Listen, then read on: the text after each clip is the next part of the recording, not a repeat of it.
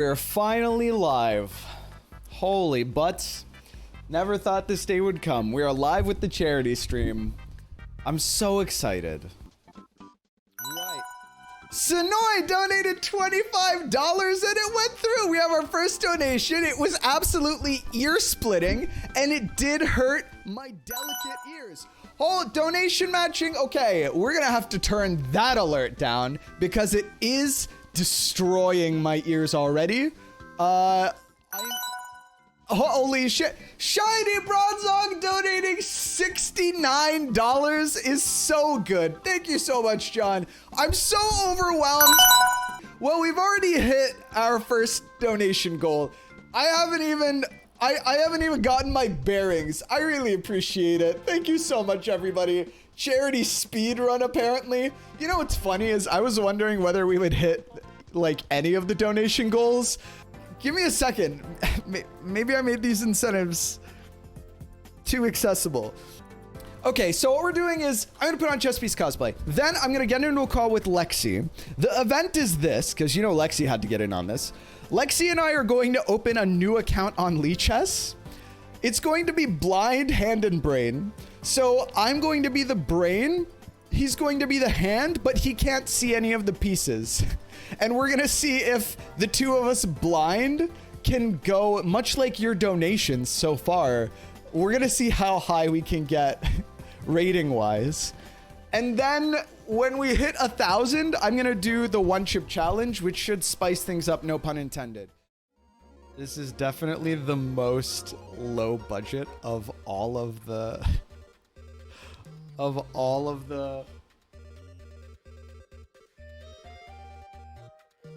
donation incentives, but I promise that it's supposed to be a night. Who wants to play a game of 5D chess? Smek, can you teach me how BC forms in 2D? BCs can't form in 2D. We're gonna do something incredibly unsafe, which is, okay, so knight in. Okay, so hear me out, chat. So pawn up, right? But now we do this. Now we're thinking with chess. You seeing this? Ooh. That's a wacky move. Well, here I feel like I'm better off because I've got better, my knight is placed really well. Not to mention, I'll have a better pawn structure. You know what? Let's go into an endgame. I don't give a damn. I don't give a damn. Double extra pawn. Oh yeah, I did give up the D pawn in exchange for this, didn't I? All right. Well, maybe that wasn't the best. Maybe that wasn't the best call. Dude, if I get back rank mated in 5D chess, I'm gonna cry. I don't know. Maybe we take back with the knight and start pushing some pawns. This is above my pay grade, chat. I am not good enough at chess to know what to do here, so I'm gonna play rook h5. You know what I'm saying? I don't know, man. I don't know what's going on with the prediction right now. Dave donated $420? Dave, that's so much money. Oh my god. First of all, thank me. So well done. I'm like going to lose the game here if I'm not careful. Well, I wish I'd noticed that. I'm so screwed. Guys, I'm gonna lose this game, but it's okay because we've already raised so much money for charity. Oh, that was the dumbest way to lose the game. I should have just traded rooks. That's okay. GG. All right, well played. That was possibly the dumbest way that I could have lost that game, but that's okay because it's for a good cause. Okay, how you doing, man?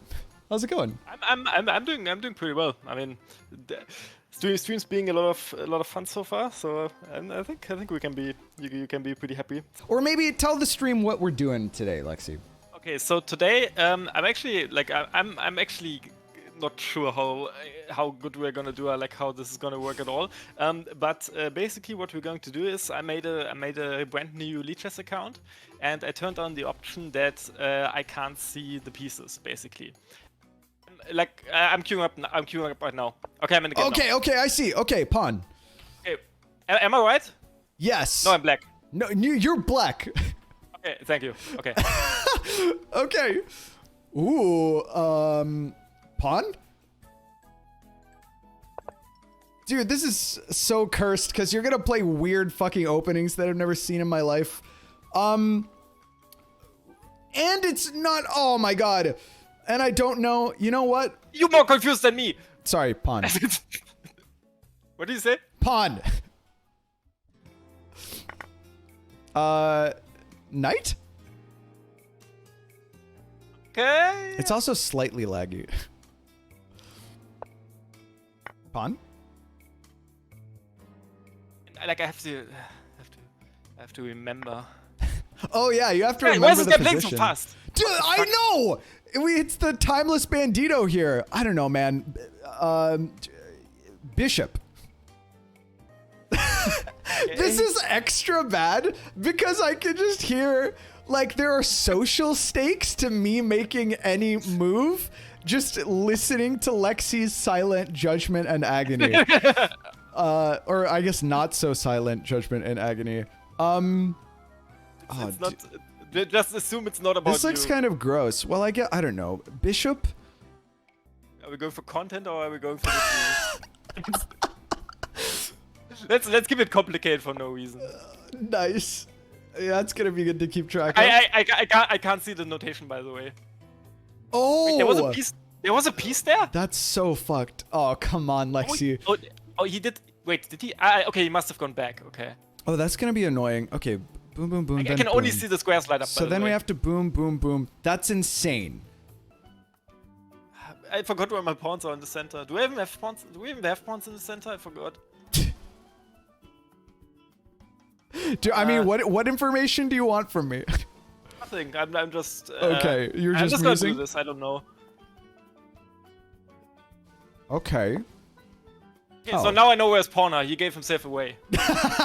Okay. Oh, I guess here doesn't work actually, right? Because then like this.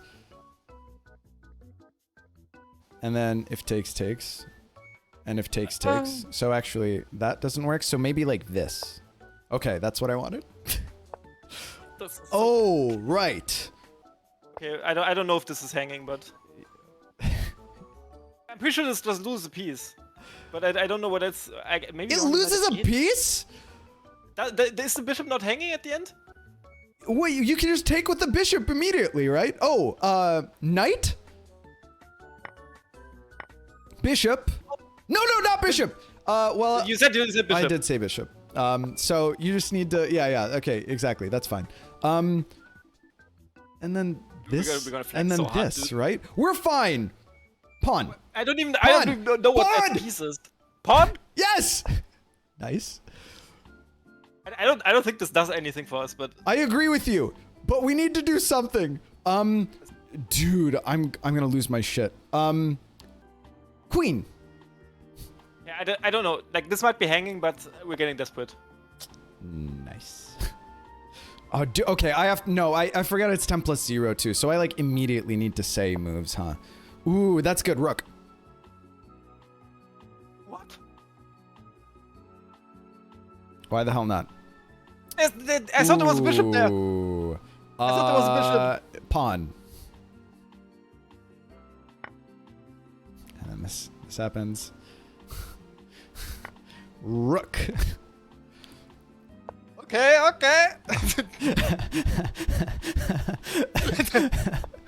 Oh, jeez. Oh. No, that doesn't work. Shit. Bishop. What? Is this hanging?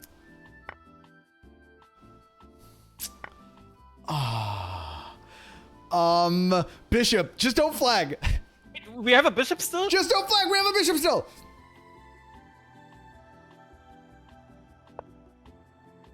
It must have been there. Okay. Queen. just, yeah. This is fine. I think Pawn. we're good. No, rook. No, I said pawn already. Pawn, wait, pawn is fine, actually. Okay, that's fine. Whatever. This is okay. Pawn. Pawn, queen. Pawn. All right. Listen.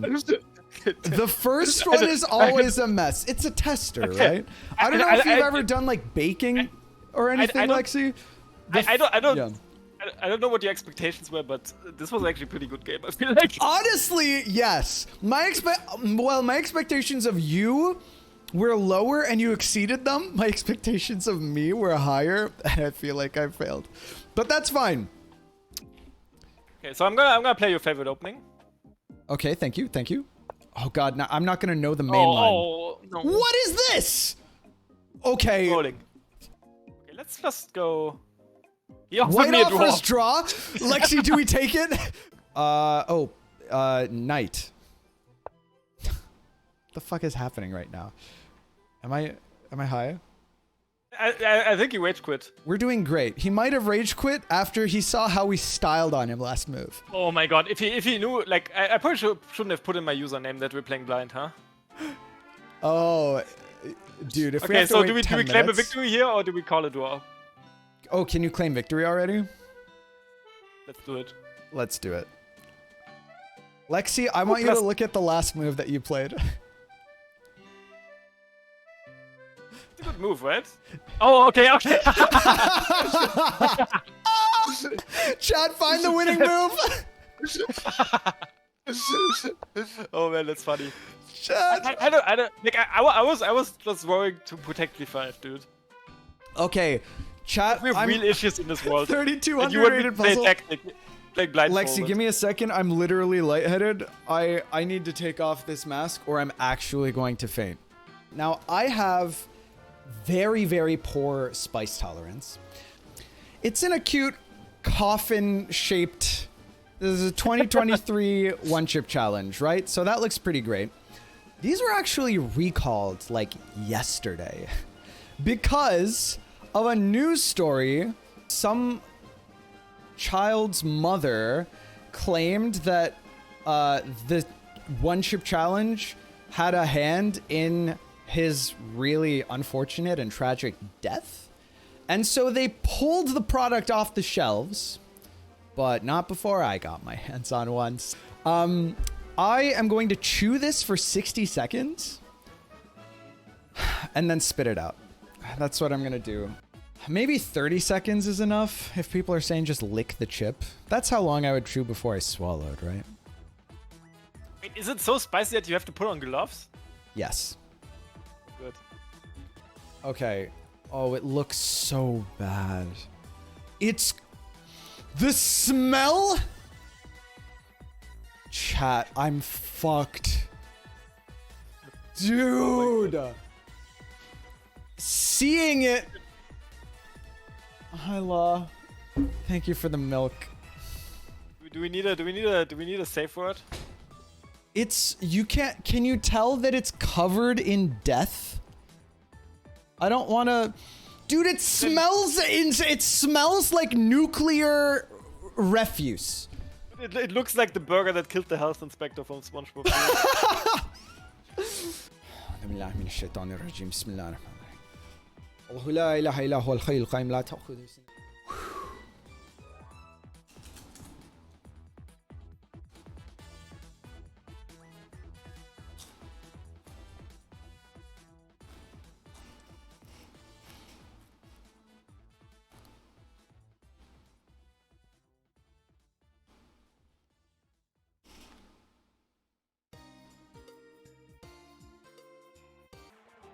Chat, it's so immediately terrible.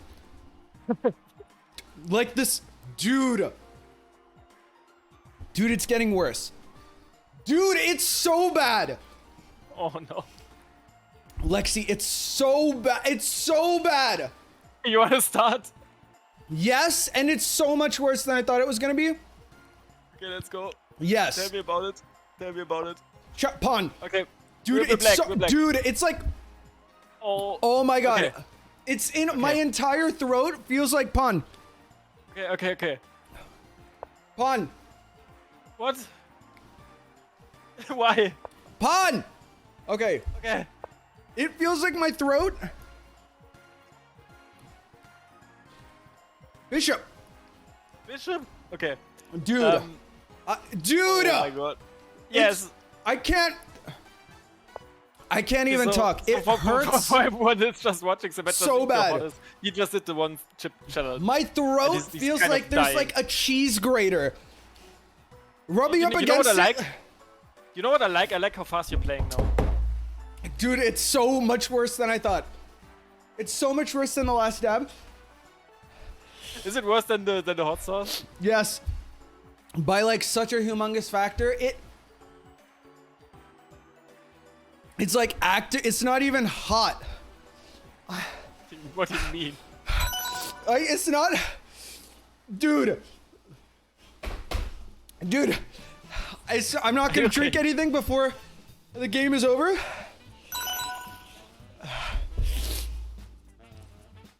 Dude.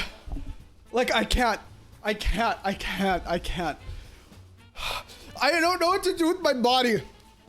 Dude! It's like you're having an emotional breakdown and I'm just sitting here like trying to remember where this shit is. I can't even, like, I talk through my process. Ah! It's like actually getting over it. Yes. Night. Ah! Fuck! Bro. This is like, What do we? you know, like when your parents are fighting and you're in the room. King, like, this is kinda like King. how I feel right now. Oh my fucking god! I'm so dizzy. Chat, it's like... Chat. It doesn't... There's no analogous... It's just immediate pain. It's the only thing that I know is that it feels like my insides are at war with the outside of my insides. Wash hand. I had gloves on. You stupid fuck. Chat. I can't. Thank you so much for CARE. To remind you guys, CARE is a charitable organization. What? Night. What? Night. Oh, fuck. I don't care. Night. I mean, It doesn't matter. I fucked. wait, what? I fucked. But I already said it. Because I'm not thinking straight, guys. I don't know what to. Thank you so much for the donations. this I is really okay. appreciate the... Okay. But we have real issues here. It's fine. Thank you so much for David for the $50. That brings us up to the total. We've raised the goal amount of $3,000, which means that I'm definitely going to do a hot tub physics lecture. Let's go. Let's go. I forgot CARE where is in we're the from. fight against global hunger and poverty. Last year, they worked in over half the countries in the world. That's over 100 countries for those of you counting along at home. Delivering life-saving aid, food, and supplies to communities across the world suffering from hunger and malnutrition. Unlike myself, who's bitten off more than he can donated chew. so much. You got so emotional already. Guys, $53 provides a month of emergency food to a family. An entire month, I know that's crazy. And how much is that? That's like, what, 60 of those that we did? So you fed over like 100 people for like a month. They also help families send their children to school. Working in developing nations across the world. So thank you so much for your generosity. Another Turkish prayer will help. Okay, Oh like my god, you fine. uneducated swine. That was in Arabic. I'm a Muslim. Thank you so much for your generosity, Chad. I really appreciate it. Welcome to the channel. Didn't he move, dude? Dude, I don't know. Rook. So now I'm really confused because why can we not like on? I don't know, man. What? But okay, so he moved his rook. His bishop is gone. Chat. Yes. It's fine. Chat, everything's I'm fine. sorry. You know what? Chat, I'm alive. Sorry, I don't understand. Lexi! What does he have? I need to know. That's what he has. Wait, what? Did his bishop not take on e7? What the fuck are you talking about? Did he not play? Did he not play? Wait, what captured all our shit on e7 then? Was it not his dark square bishop? I can't either, man. It's not. Just move the motherfucking. Oh, my knight's on. My knight's For on the a6. love of Christ, my brother in fuck.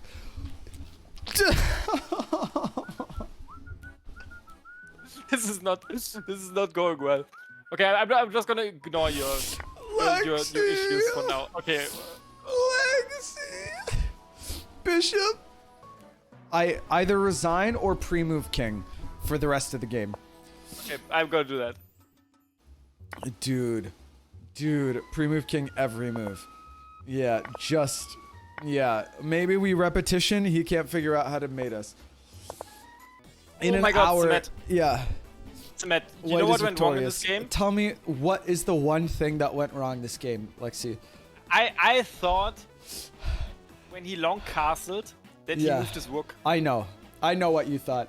And when you couldn't figure out why the fuck his bishop was in 2 places at once, even though this, like, it all made sense to me. Yeah, I was like, why is all the...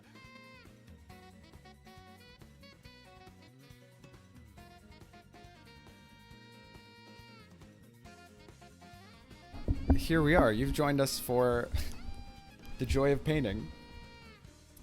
All right, chat. Here we are. I've never painted before in my life. I've set up my easel very professionally here. I don't know how to use any art tools. This is a little fucked up. Let me rearrange this to make it a little bit more profesh, a little more usable. But you know what, chat? I mean, art doesn't come from supplies or materials. Art comes from right here. The real art is hidden underneath the denim shirt. I bought a bunch of brushes, and I genuinely have absolutely no idea what I'm doing. I don't even know how to hold this easel, chat. Maybe like this? Okay. I'm right-handed. We pick a brush. Got a lot of brushes. Now, all we need is inspiration. The real art is chest hair? Yes. Draw black square. Interesting.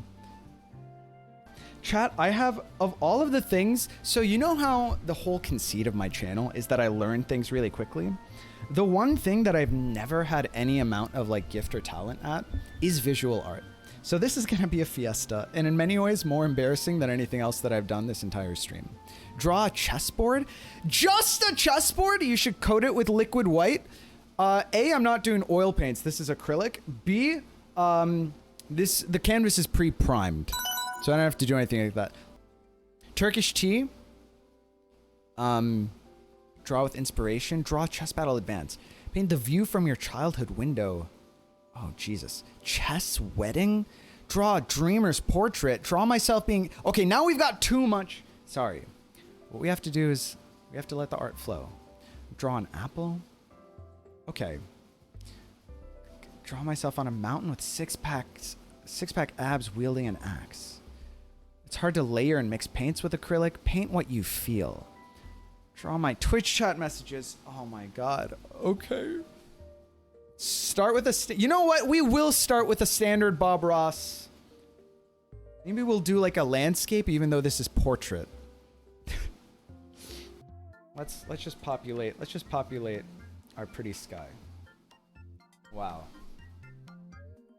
We're gonna need a lot more of that paint, huh?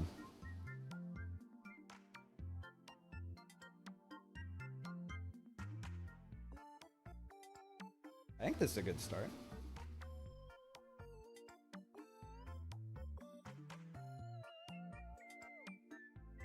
I've been told that this kind of paint also dries really quickly, so you have difficulty blending it. Let's see. Is the sky gonna get brighter or darker as we go upward? I guess darker, right? If I now pick up some like darker blue. It's so dark!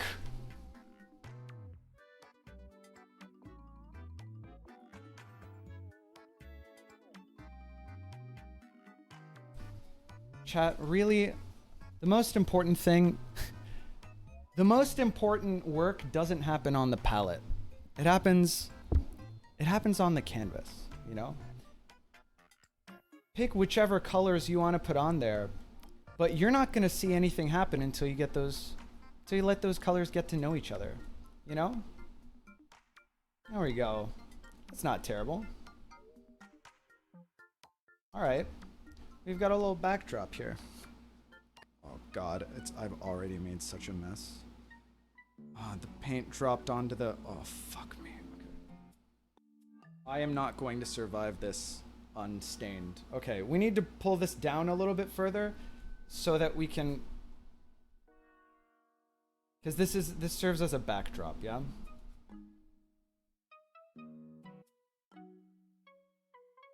You know, music has a fundament. It has a backdrop.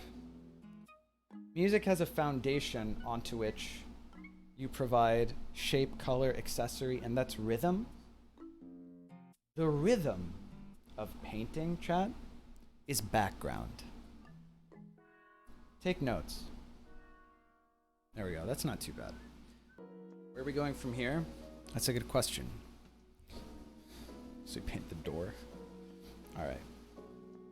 Okay. I mean, we need a base of foliage. Right? I like this rolling hill stuff. I was given the inspiration for this setting by my Windows XP screensaver. It's a glen. It's a hill. It's a knoll. We're creating a grassy knoll onto which we will project our innermost desires, visions, judgments. Man, as soon as I have to paint anything that actually looks like anything, we're gonna be in trouble, chat. We're gonna mix, okay. I've got my sponge brush here, available in bulk at any Home Depot near you. By the way, for anyone just joining us, we're doing this for charity. Exclam charity for the donation link. The charity that we're supporting is called CARE. They're working to eliminate poverty and hunger around the world. Last year, they helped over 100 countries to feed the less privileged, aid families to send their children to school. $53 is enough to feed a family for an entire month. I promise this isn't Minecraft, and we're actually going somewhere with this. Okay. Start painting with your non-dominant hand. You really think that I need any kind of handicap right now? Give me a second, chat. Give me a second. Give me a second to realize my vision.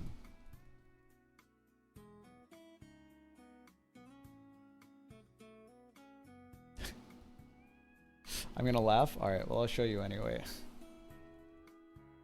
Man, the sponge really soaks up. This is more for blending than getting stuff onto the page. Now you ruined it? Andre.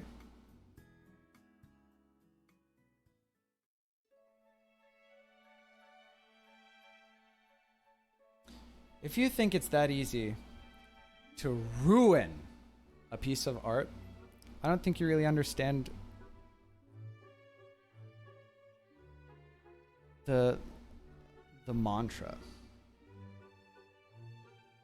First of all, art is interpretive. Ruin sounds like you're checking things off of a scorecard, and that's simply not how this works. Oh, you know what? We'll let that dry before we come back to it. Okay. Chat. Oh, you're so right, chat. I bought a kit that's got a bunch of brushes in it, and I just have no idea what half of them could possibly be for. All right, well, we need something interesting to put here, right? That's an idea. Okay, I got it, chat. What would it look like?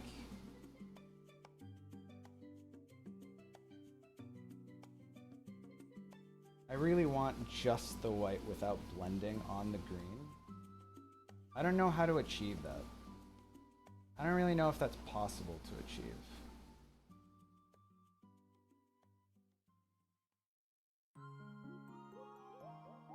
How does paint work, Doc?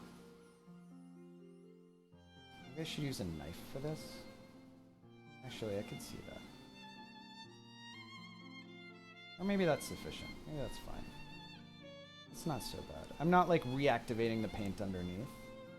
Alright. Okay, you know what? Here, okay, we've got this, chat. Actually, let's build this out a little.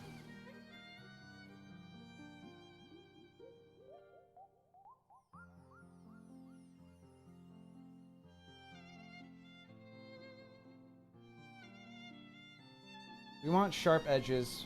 We want this all to be white. But you know why I'm failing, chat? It's because I'm trying. It's because I'm trying to conquer the paint instead of working with it and letting it do its thing. You know what I'm saying? This is what we use knives for, chat. Go back to the sky and let the white dry. Oh, that's a good idea! But I'm also gonna try some of this.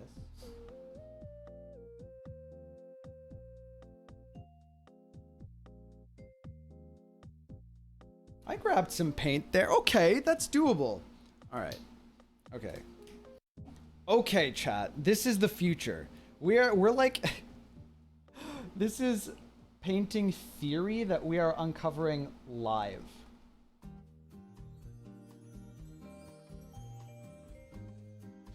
I'm like if Bob Ross and I don't know who, like Emmanuel Lasker had a child.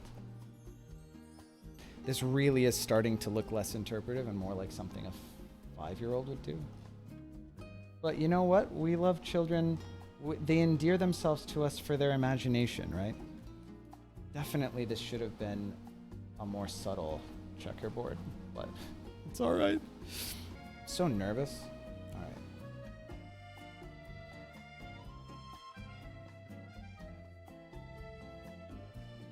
Chat, confident strokes are what you need, okay? You can always blend it out in post. It's all about confident strokes. It's gonna be fine, all right? Let's just get something down and then we'll work with it later. It's too much. All right. Okay.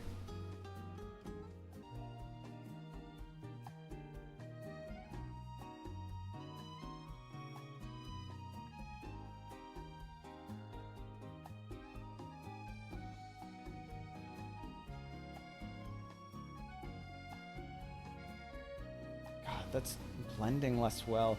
Oh, you know what? It's because I use such little purple. Damn, I really did, didn't I? Oh. That's fine. Because clouds are supposed to be whiter anyway, right?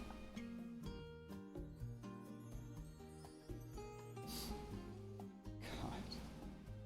This is really turning into something. This...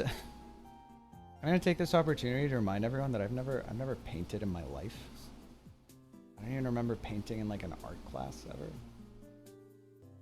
But it's fine. Art is a safe space. We don't have to be defensive about art. It feels like half of your job, like a small amount of the job is putting paint on the canvas, and the rest of it is like taking paint off of the canvas. You know what I mean? Like I didn't expect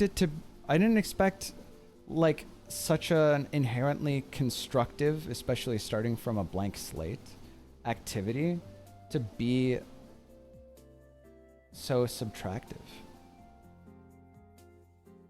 Honestly, I've been just barely lucid ever since the one chip challenge. Add Baba. I gotta add Baba for on the driest part of the canvas. It gives me time to add other stuff once the rest is dry. I mean, it's hard to mess up Baba. Round body. Got little legs.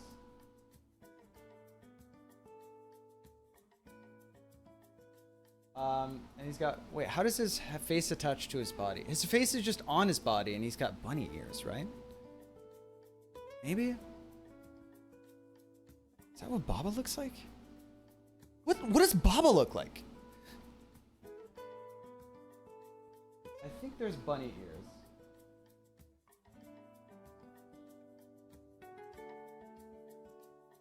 I want this to be like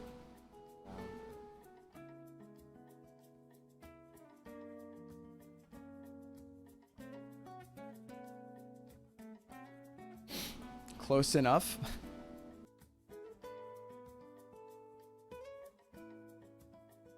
You know what? I'll take it. That's not the worst thing that I've drawn today or painted.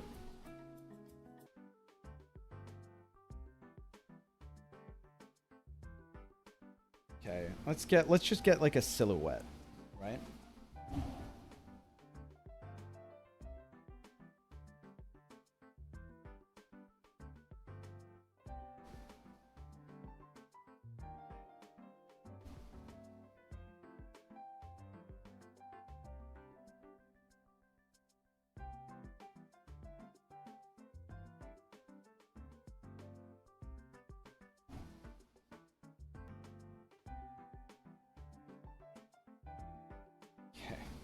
Now we just have to fill this in and then do a little bit of shading. And we'll have our main subjects. And I'm right-handed. What have I done? Chat. This really does look like... This looks like something I paint in like 4th grade if I painted in 4th grade. Looking good, Semet Ross. Thanks, man.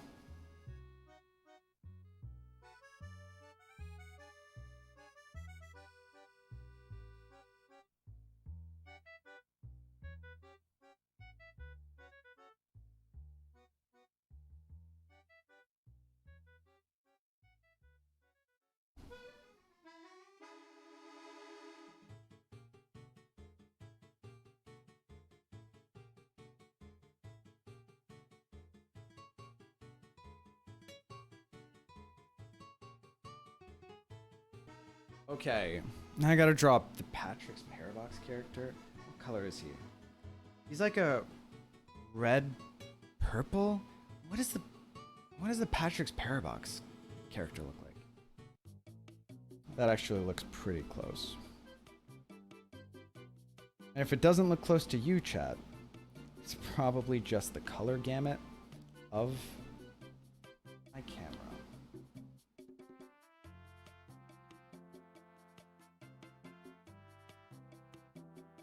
So is the main character the Parabox, or like what's going on?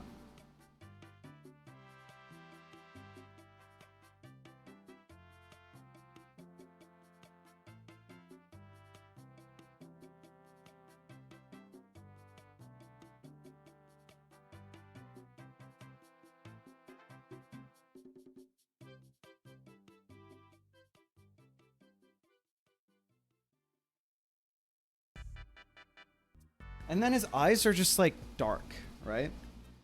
They're like purple. They're more purple than they should be.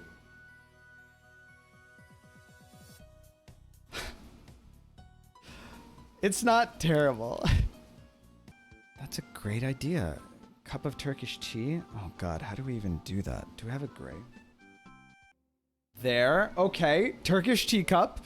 The Baba is so close to the corner. This is just gonna be a moon in the corner.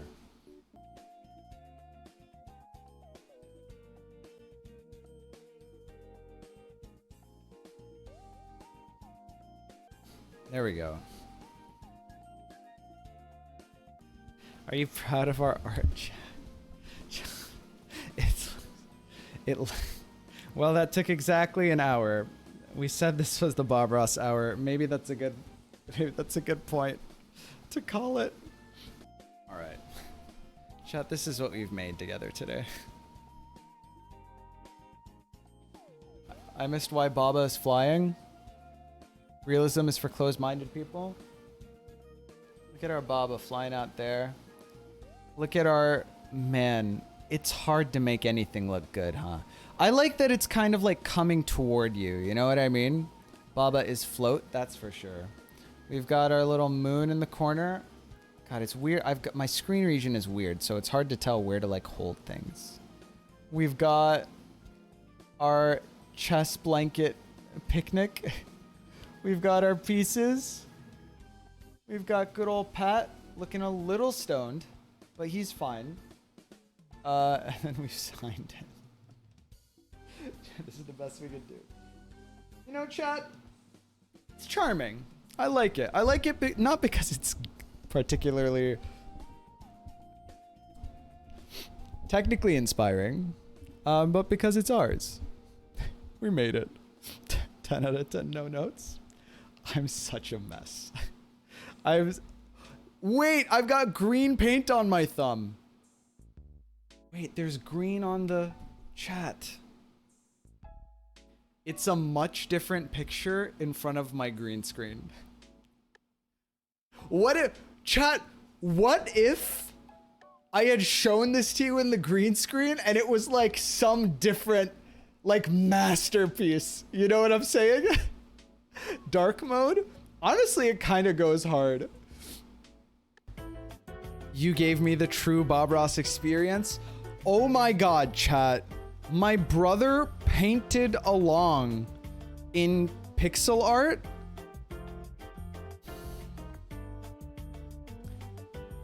As we did the Bob Ross session. That's amazing. We gotta do this the right way. But that's if you catch it. How about we try to make content instead of trying to win? Why can't we do both? No, Narik, no. Exactly, Eric.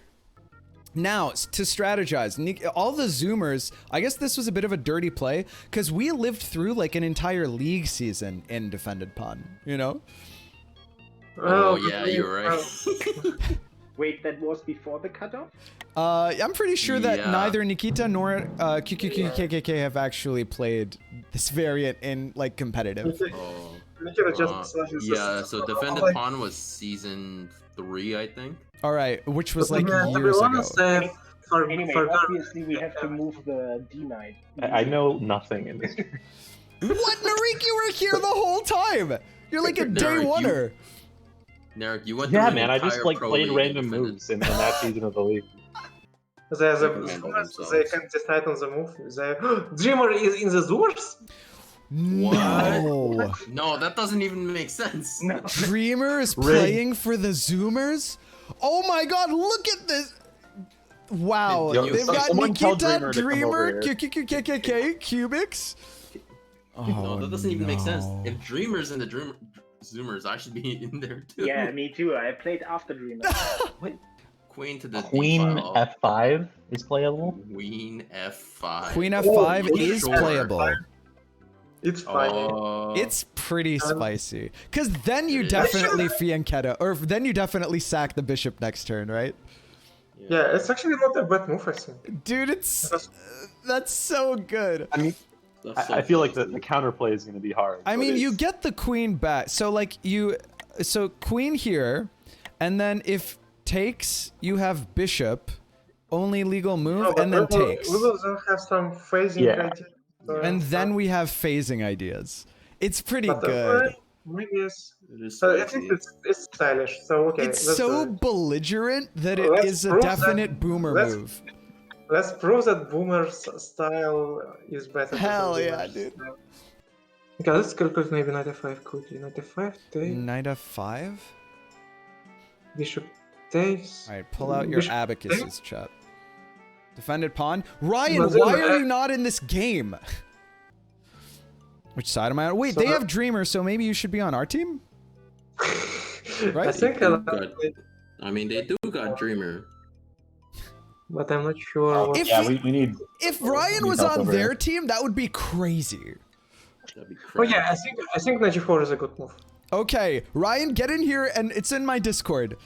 Come into 5D Boomers and tell us if Knight G4 is a good move. Okay, one moment. Okay, we're at I'm not- 13 minutes on the clock. Hurry Okay. up. Okay. Like, what are you? G5 is clear. Ryan, is that you? Hey, hello. All right. Oh, Right, thank we're God. cracked. Ryan, do we play knight g4? We're cracked. I don't know. I just got here. No, look at the position, please. Damn. Okay, Wow, I why like not bishop e5? What, why bishop b5? Just to kick the queen? Or Oh, Just just D6. what about just d6? Yeah. All right, I can't believe Okay. that we did all of that calculation and then we just deferred to Ryan in the end. Anyway, that's so funny. but I Yeah, actually, castle. this makes a lot of sense. This looks kind of bad. I'm not sure what to do. It was your job, Ryan. You were meant to save us, not destroy our Our position. king is our queen is pretty suspicious there. It might get trapped. It's gonna get kicked around. They're gonna start an attack way faster than us, so it's gonna be rough. So what do we do? You could play queen f4. Nah, that doesn't really do anything. did I just I hear a cow? Are we castling short? I think you have to we castle could short. castle. All right. Okay. Okay. Well, it's almost like our queen is trapped, huh? Queen takes f6. Let's 2 pieces for the queen. That'll surely work. Is that all we have? Oh All my right. Check the God. travels. Do we have travels? How are we? Wait, Yeah, Jurassic Queen.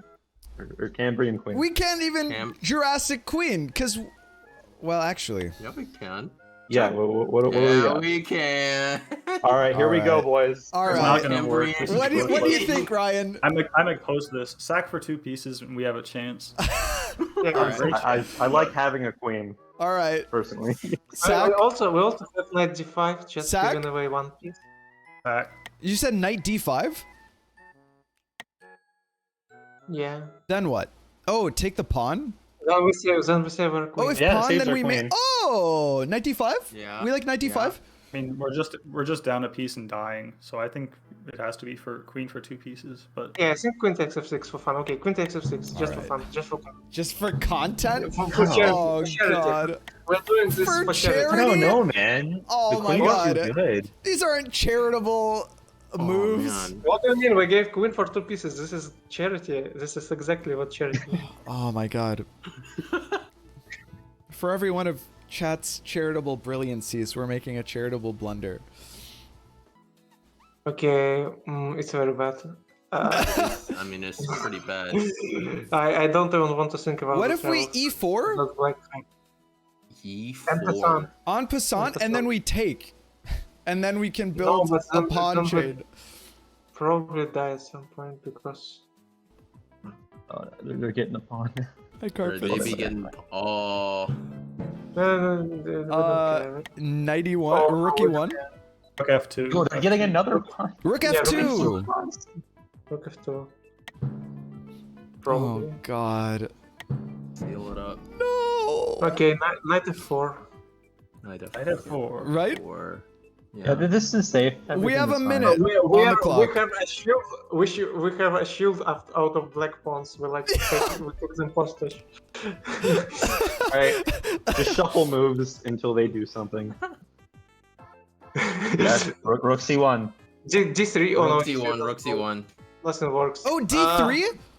No.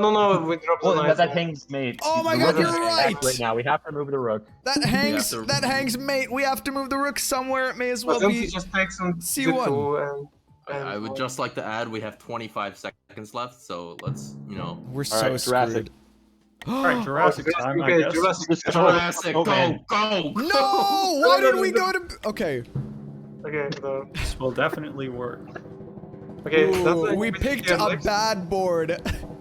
Wait, couldn't we have What gone do one we- turn further in the we- past? Why? No, we couldn't. Oh, we Yeah, it was right there. It Wait. was right there. But I scrolled. You guys saw me. I guess I clicked the wrong Yeah, I board. saw you scroll and then you scroll back and you scroll Oh. back a bit. Oh, you Sorry. scrolled. Oh, I see. Well, listen, it's happened. Okay. Okay, now we have Rook two people C3? talking. You know, Rook a C3. knight Oh, e3, take the knight. Oh, take Take the the knight. I knight. guess. Easy. Yay. Okay, now these bishops are pinned. that's an overstatement. Knight c3, I guess. Yes, that's what I was about to Yeah. do anyway. You don't have to take, right? Take the bishop.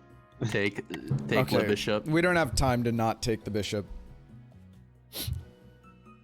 Oh, okay. Oh, Take the other bishop. Take the other bishop. Yeah, that's just it. This We're takes so screwed. Now what? Fine, it's fine, it's fine. Yeah, Castle? sure, Yeah. that's fine. Rook. Oh yes, No, castle. yeah, yeah. Why not?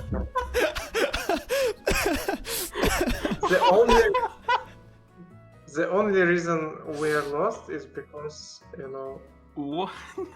we care about style. Okay, E3 next, right? That depends. If we can't Maybe- take the pawn, yeah. Maybe rook takes Yeah. I think we- Queen A6 and we're getting mated, so you know it's Queen finally A6. Oh, yeah. No. Then we have B2. We have B2. Yeah, yeah. The over. Then king Queen comes. A5, mate. Oh. Sorry, what'd you say? Queen A5, mate. Oh my god, you're so right. Oh no! Oh no. Okay, It was already over though. king Just D2. take No. a pawn. Go out. Go out. No. King D2. King It's D2. never ogre. We should have won Cloud. It's honorable one. All GG. Listen, this was a clown fiesta. Chat, here we go. We're going on a journey, and if this disconnects, I'm going to be in just such a sad, sorry state. It took me like 5 hours to find software that would enable me to do a stream like this where I get video and audio from my phone because I don't have, contrary to popular belief, like an insane amount of money to pour into a professional setup. Here we are. Please let me know whether or not this works. All right, okay. What are we doing? We're making tea. We're making tea. Thank you so much. All right, chat. So you've heard me talk. That's like part of my entire brand, Turkish tea, yeah. Letting you know that it works. Yes, we nailed it. But what the hell is Turkish tea? Well, let me tell you. Turkish tea is a lifestyle. It's more than a beverage, chat. This is where like Rainbolt comes into my stream and gives people my exact latitude and longitude coordinates. Just the way that like the overcast sun reflects off of my deck or whatever. Okay, chat. So this is what Turkish tea looks like. We've got this strange device, which is a double boiler. It's like a teapot on a teapot. Now you might ask yourself, yeah, bring it in real close. Okay, so the way that you do it is you put water in the bottom, and then in the top you put dry Turkish tea leaves, which we'll grab now. This is a Turkish tea-torial. Here's the dry Turkish tea. Get a good whiff of that, chat. What does that smell like? I'll let you know. It's victory. It's comfort. It's gratitude. It's a little bit of everything. Is that enough? I should definitely put a little bit more in there. Yeah, there needs to be more in there. So here's the process. You put dry tea leaves in the top, and you put water in the bottom, and you turn on the heat, and you wait until the water boils. In that time, supposedly, the tea gets kind of a little toasted. It releases a little bit of its aroma, you know? And it gets ready. Eventually, the tea on the water at the bottom boils. What you do is you transfer the liquid at the bottom to the top where the dry tea leaves are, and then you refill the bottom with water. So now you have just boiled water that you've poured into the tea leaves in the little top guy, and you've got cold water in the bottom. In the time that it takes for the water in the bottom to boil, the tea in the top has now steeped.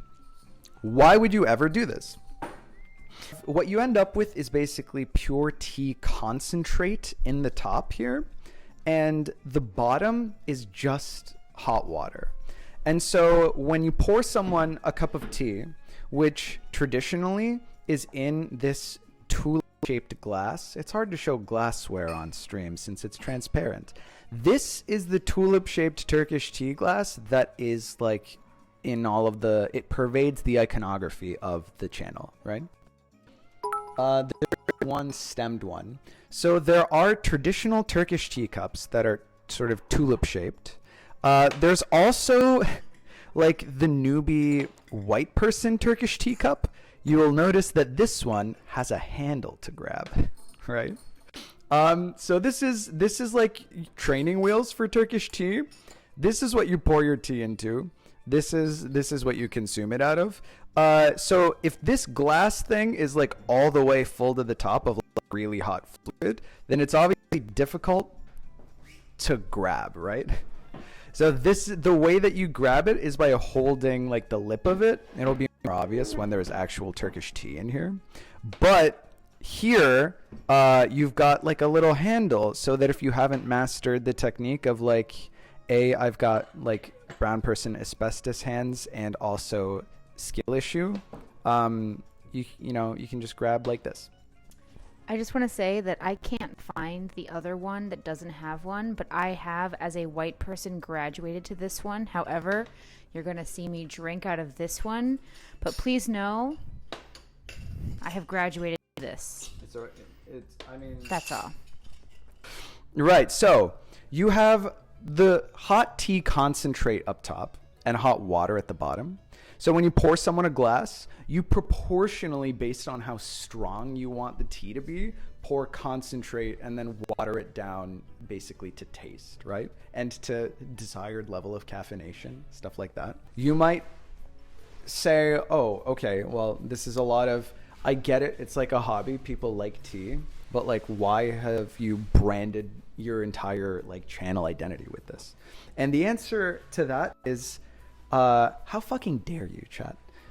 Tea is everything in Turkey. Turks are the world's greatest consumers of tea per capita, but it's like not close. It's like number 2 is like India or China maybe something, and it's like half as much tea is being consumed per capita, which is crazy. Tea is as a Turk, like I grew up from the age of, I don't know, like 6 or 7 or something, having tea like 3 times a day minimum. You have it at breakfast, you have it sort of at lunch when you're either taking a break from work or like visiting like a friend or family member or something like that. You have it after dinner to settle down at night. It is caffeinated, but I mean, you build an insane tolerance for that as a Turk. You have anytime you visit someone, which happens all the time, it's like culturally, you may have heard of Turkish hospitality. People are inviting people over to their houses constantly. Like it's just you're always somewhere or another, whether it's family, friends, whatever it is, you're just your neighbors. In addition, tea is like anytime you go, like if you go to like a store to buy a rug and you're just talking to the guy about like, oh, I'm looking around, the store owner will offer you tea and you will accept if you're not an asshole. And you'll just have the tea because you're like patronizing this person's establishment, right? This is boiling. And this is a picture of me with short hair. Chat, I looked like this once. Now they don't know my Instagram. And they now all know your Instagram. So there you go. This is boiling. You take this. Oh. And Van. Van. Okay, so here we see a Turk in the wild about to pour. This is a little wild. Shh, you said for me to vamp. With as much aplomb and skill, this dangerous boiling hot water into the toasted tea leaves of the top boiler. And now he is creating and he fucked up a little bit, but it's fine. We won't talk about it. Now we create the tea concentrate at the top. Lovely swirling technique. This guy's a pro. And now importantly, this is important, he turned the heat down on the burner. That way, we don't just keep it at a raging boil, but a pleasant simmer. Yeah, this guy knows what's up. This guy, he's tightening the knob for precision purposes. Oh, yes, I love a little snap, a little pizzazz with putting the lid on. And that's about as much vamping. I didn't want to play-by-play. Chat, let me know. Someone put on a timer for 15 minutes. That'll probably be sufficient. And then we're going to go inside and we're going to chit-chat. Yeah, it's always sold loose. I have my family has a particular connection to Turkish tea because every province, there are 81 provinces in Turkey, and everyone is sort of known for like the thing that they're famous for producing or exporting or that's like special about them or whatever. The province that I'm from in Turkey, I've talked about it before, and I've like shown pictures of it. In my opinion, most beautiful place on earth. Definitely not biased there, but it's called Rize, Rize, and it's on the Black Sea coast. The thing that Rize is famous for is its tea. Like all of the tea in Turkey, or a vast majority of it, is produced in our little province. So like I grew up, in the summers and stuff when I went back to visit, toiling away, familial childhood labor, harvesting like the tea leaves from like the bushes on the mountainside and stuff. It was a really good time. And so we are like, Turks are the biggest tea drinkers in the world. People from Rize are the biggest tea drinkers in Turkey. So we're like super tea. So it's all that. That's why all of like the tea imagery, the tea iconography. This is a good question from Andre. Has Samet changed after starting streaming 5D chess? Interesting question. So I would say yes and no. I would say that parts of his personality have just gotten accentuated and have an outlet that they never really had before. Samet won't mind me saying that he has ADHD. And that means that over the course of the time I've known him, which is 17 years, he has had many fads that have been really important to him, like hobbies that like are all of a sudden like the most important, all-consuming thing. And then he moves on to the next one, and sometimes they recur every few years, which is kind of fun to watch. This one is the only one that has ever been this consistent in terms of effort and just like time and commitment, and it's kept his brain excited, and I like watched it keep his brain excited in ways that other habits and fads and like hobbies haven't, which is fucking awesome in my opinion. Like I make fun of the stream because I'm not into this world as much, and like we do a little like playful eye roll, but at the end of the day, it's a hater. I'm low-key a hater, but in reality, like in my heart of hearts, I know it's like super good for you, and I'm 100% supportive because I've watched the development. So like personality, yes and no. Habits, yes. Great question. But it's funny. How did you and Samet meet? This is a great story. Talk about story time. Hey, it's my AMA.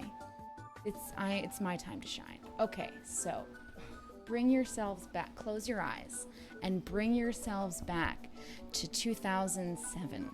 It's September 2007. I've just moved from Minnesota to West Virginia, which is where I'm going to middle school now. In 7th, we're lucky. My homeroom and my science class are in the same classroom, and there's this really nice nerdy guy in there.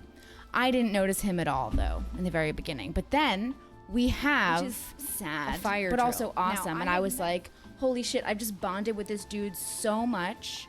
This is great. And so we started hanging out a lot. We're like sitting together at lunch. He pulls me aside one day and is like, hi, I know you're new, but it seems like you might have a crush on Samet. And I was like, no.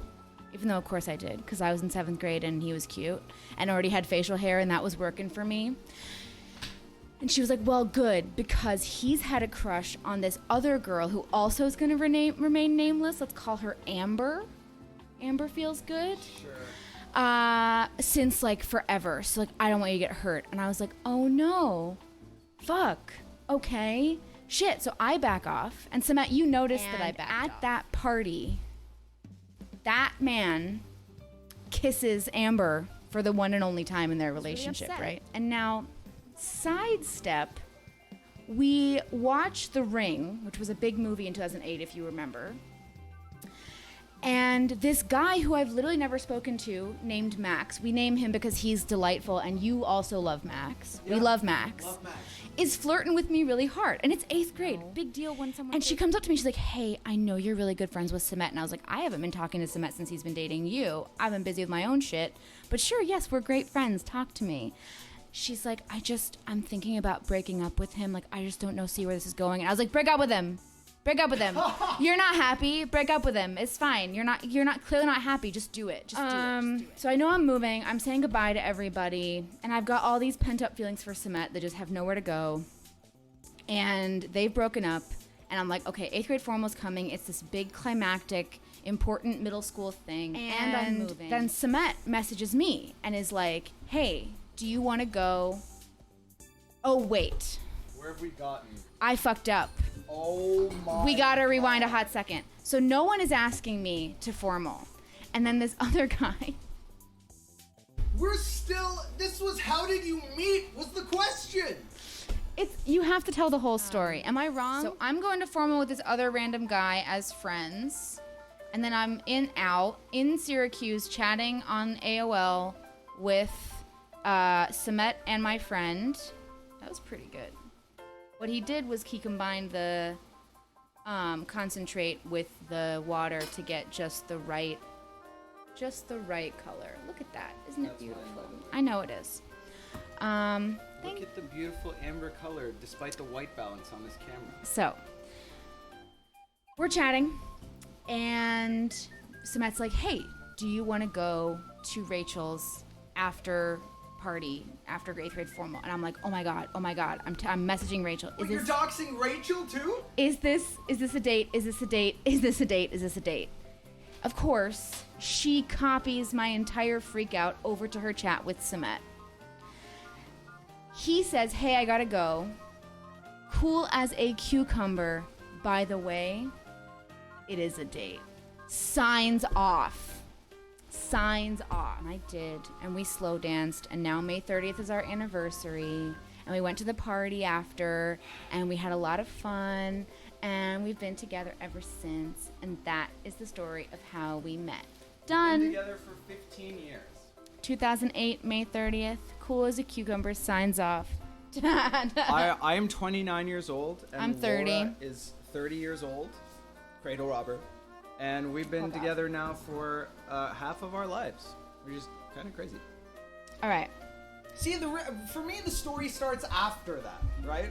Because then we're like long distance for 9 years. I've got strict brown parents who don't want us to be together. So then it's an adventure of like every 18 months, I find a way to like sneak out of my incredibly stringent household and go like across the country to see Laura for like 30 minutes at a time. Okay. Who uses... Oh, Samet, for sure. Samet uses more... Who uses more hair care products? 100% Samet. He got into the curly game much later than I did. I've been in the curly game since forever, and he does a better job than I do and works harder at it. For sure, that's Samet. Are The Rock and Cat Bus on the... Oh, what? Wait. Naomi has an astute eye. Naomi, this is my... I've been streaming for years now, and this is the way... It's a really nice mic stand, and it's designed for a mic that's way heavier than this mic. And it's like really, weighted and counterbalanced really precisely. So because this mic isn't heavy enough for it to like stay in place instead of like lifting up, I had to strap random shit to it to get it heavy enough. And I just had a cat bus and a rock and some guitar pedal patch cords. And that's the magic behind it's how the sausage is made. All right. Who is a better singer? Oh, wow. Tough call. Find more questions. Honestly, I think it's Samet. Aw, that's sweet of you. Because he I has don't think better... that's true. You have better pitch than I do is the thing. Like, I took voice throughout high school, and so back then I would have said me. But I'm so out of practice, and I've lost so much strength in my diaphragm because I'm not doing theater anymore. I'm not singing anymore. And Samet's always had perfect pitch, whereas I have never had perfect pitch. I just had, like, good practice. I don't have perfect pitch. You have pretty... I'm not cursed with perfect pitch. Well, you have pretty good pitch. So I would say Samet's probably the better singer. Well, that's sweet of you. I think Laura is more technically proficient, and she always has been. She actually took voice lessons. I used to be in choir. I was in show choir my freshman year of high school. Dancing in sequins. Yeah, it was a good time. I only did it the 1 year. What's your favorite Samet shirt and what's your least favorite Samet shirt? Wow. Okay. So this is interesting. That's funny. Very quickly. This is me when cosplaying a horse, according to Andre. There's a Trix bunny shirt that you've never seen that I used to really not like, but it's been with us for so long and it's so soft now that it used to be my least favorite and now it's my favorite. There are a couple Istanbul shirts I don't love. I'm trying to think. I don't usually like the ones that are like look like spray painted and stuff. I like the ones that are a bit more designy or have like the cityscape on them. Was there another question I saw up what's here? your chest elo? I don't know what that is. Yeah, that should answer That your question. that should answer your Honestly, question. if I had to guess, Dude, 200. I hate strategy games. She I'm a refuses chaos to play monster. any games with me where there's a benefit that can be ascertained from strategizing or calculation. I do. I like social deduction games. I like card games, but I don't like deck building games. You That's like word games. I love word games. What's your favorite recurring bit that Sumet does off air? I have a bingo board of Sumet-isms that I can show. If someone donates a few more dollars, I will do that. Wow. Yeah, if we can get to 4,100, Born for this. if we can get to 4,100, I will show my Sumet bingo board. Those are all my favorite bits. She's never played. I never played, but I'm sure I would love it. 20 bucks. Yes. All right. Can you go into my backpack and get my laptop? I got you. Dope. All right. Is this real life? Who can say? That's a Semitism. Oh, is this real life? Oh, you know what? I don't know if that's on my bingo board. Now I'm thinking about it. All right. These are all of my favorite Semitisms. What although the fuck is scats? you go shut up, or you go like Wait, you and it's not shoot beatboxes? shoot boop boop a Scooby Doo boop ba doop. Come on. Okay, beatboxes isn't on here, which is kind of Uh-oh. Stinky. Oh my god. Dude. Guys, Laura is obsessed with the uh-oh stinky. Honestly, I'm embarrassed every time. Oh my god. Jesus. That's crazy. I do say that. Let's What's the free see. space? Oh, spoonerism. Spoonerism, yeah. It's true. I'm neuroatypical. Oh my god. Thank you so much, Shiv.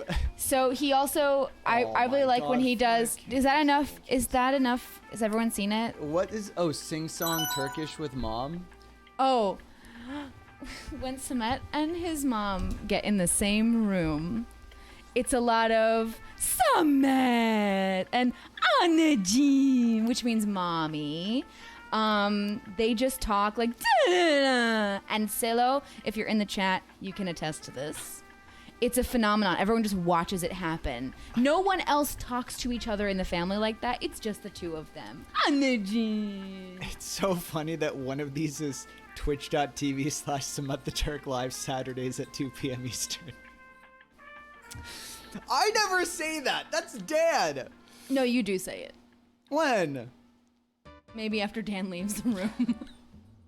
What do I like that you don't like? Wasabi peas. I hate wasabi. Oh, you hate wasabi. I hate wasabi. Like when we go get sushi, it's actually really one of my favorite cute things that we do. We go get sushi and we always order like one big platter to share, so we eat all the same things. But I take all the pickled ginger and he takes all the wasabi, and we don't share those because neither of us likes the other. Wasabi is gross. Also, it's not real wasabi apparently, but that's different. Question for Laura: what usually wins for you, nostalgia or recency bias? Nostalgia. I was actually just thinking about this. Why was I thinking about this? Whatever the first album is that I heard of a band is always going to be my favorite. Like the Young the Giant band, the Young the Giant album, their first album, nothing will ever surpass that. We've seen them live so many times. Nothing will ever surpass the first album for me. I'm a big nostalgia person. I think because I'm a romantic and because I moved a bunch. Clearly, like I went from Minnesota to West Virginia to New York, and I transferred in college. So I just have a lot of like, when it was back then, it was better and my favorite. What's Samet's nichest hobby other than what he does on stream? Nichest there's been Nichest hobby? I don't know, the lock picking is pretty. And the amount of money you put into lock picking, like he will, when he sees a locksmith, when he's in lock picking, again, I said like his his habits and hobbies are like cyclical. So when he's on lock picking time, of which there have been I think like 2 or 3 since we've been together, when he sees a locksmith, he will walk in and ask for like locks that have no keys. That was pretty early on, though. There's nothing like locksmiths in the U.S. don't have anything that's like of any use or value to me for like a long time. Actually, 9 out of 10 dentists donated $500. Oh my God. First of all, who is that? Sada? Is that my sister or is that my brother? That's one of you. Dentist is definitely a Sada-ism. Sada, why are... Dude, but who donated? That's Shave. such a crazy amount of money. Thank you so much. You can suggest any potential 6K incentives, chat. That was the last one that I put together. I don't know what else to do. Alright, calm the fuck Listen. down, Lexi. Shave chest hair. I think you could shave a little... Shave my chest. You could do... You guys, he could do like checkers. Like a What are chessboard. you talking about? You could do like boop, boop, boop. Because there's a lot of hair there. And then we could play chess on it. Alright. Okay, I need... I'll I need... put it in. Who the fuck donated? Naomi, you're killing us. Pistachio apricot Turkish delight in my room right now. Delicious. Yes, you should eat some right now in honor of the Cement the Turk live stream. Look. Now we don't need. We need another incentive. I don't know what to do. And so here we go. Oh, it's cold. It's fine. Consider it because you're gonna. Cat. Oh no. How cold is it? Oh, it's. I got a lot of rubber ducks for ambiance, chat. They're just gonna keep coming. By the way, they squeak. So loud. Can I get any deeper into this? Yeah, you can. Barely. I'm gonna have to let some of this water out. Chat, this was your first physics lesson. Archimedes' law. I really hope that the stuff that I write will be visible, because I chose wide angle. So that you can sort of see the ambiance. You can really feel the hot tub. I'm amazed they actually like stand up. This is like an engineering marvel. We could talk about the physics of okay, so this was supposed to be a hot tub physics lecture, and I couldn't really I didn't have time because I was busy preparing everything else to decide what to lecture on. But I think something that would make a lot of sense is for me to just talk about. So I keep telling chat, I keep teasing that I'm a quantum physicist and that I work with lasers and that I work with atoms. So we're gonna have to, I think, talk about laser cooling. Am I loop quantum or string theory? I guess loop quantum. I'm quantum information technology, which is kind of neither of those two things. But today I'm going to be talking mostly about atomic and optical physics. That's kind of what's going to happen. Okay, all right. Needed to install a whiteboard? This is our whiteboard, Andre. Okay, so let's test. Oh my God, having to give an impromptu lecture on atomic physics is hard, but we can do this. The second question is, what audience do I prepare this for? And I know that we've got like the most disproportionate number of like graduate educated viewers on like the entirety of the Twitch platform. But I mean, we have to sort of, not everyone's in physics and we have to sort of be all inclusive. So I'll start at the rudiments. It'll be real sort of phenomenological and then we'll work our way up from there. Well, here we go. Okay. So atoms, right?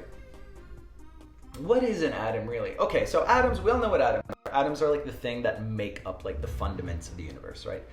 Okay, so what does an atom consist of? So based on like the Bohr atomic model, which is like basically good enough for us, there are basically two components to an atom. There's the nucleus, which is, you know, a bunch of, oh God, I didn't take into account the fact that the tiles had little gaps in between them that's gonna make drawing really difficult.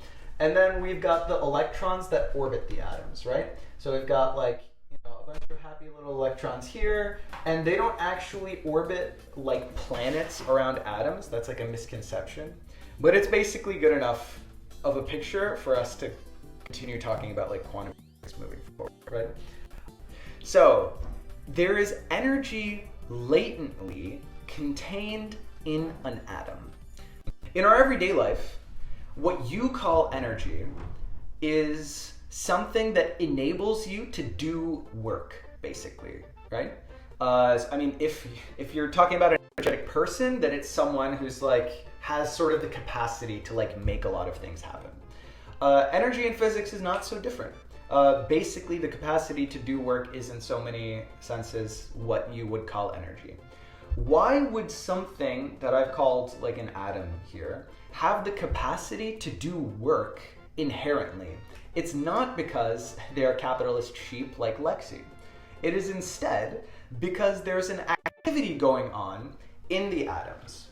These little balls here, which are electrons, by the way, which we'll call E minus, these little electrons are distant approximation, so don't worry about it too closely. This isn't the full picture, but I'm not here to give a full picture. I'm here to make you understand like what's going on.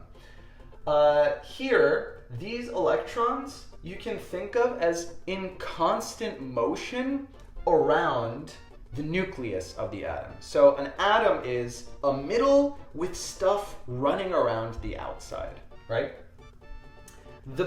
Orbiting, if you would like, harkening to like the planetary model, like the moon orbits the Earth. The electrons kind of orbit, roughly speaking, close enough, the nucleus. If something is moving, then it kind of makes sense that it can have energy, right? For example, if I had like a flail or like a morning star, like a medieval weapon, and I was sort of swinging it around my head, it makes sense that that motion can result in work being done. Now, if I'm flailing a morning star and I like slam it into a wall, I might take a chunk out of that wall, right? As a result, the morning star will stop, or the flail or whatever. I don't know why I've gone to like medieval weaponry as a touchstone, a cultural touchstone for my viewership.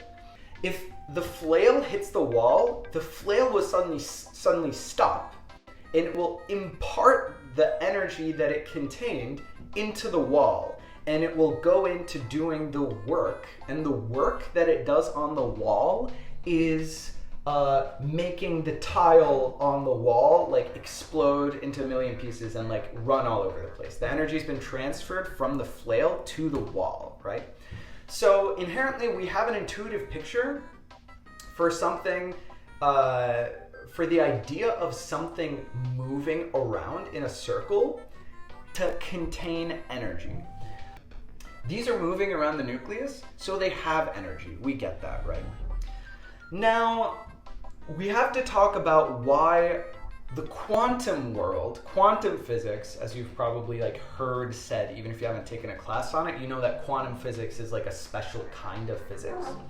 As it turns out, things behave differently fundamentally when the size scale that you're talking about is really small. It's also very different when it's very big, but when it's very small, that's what we're calling quantum mechanics.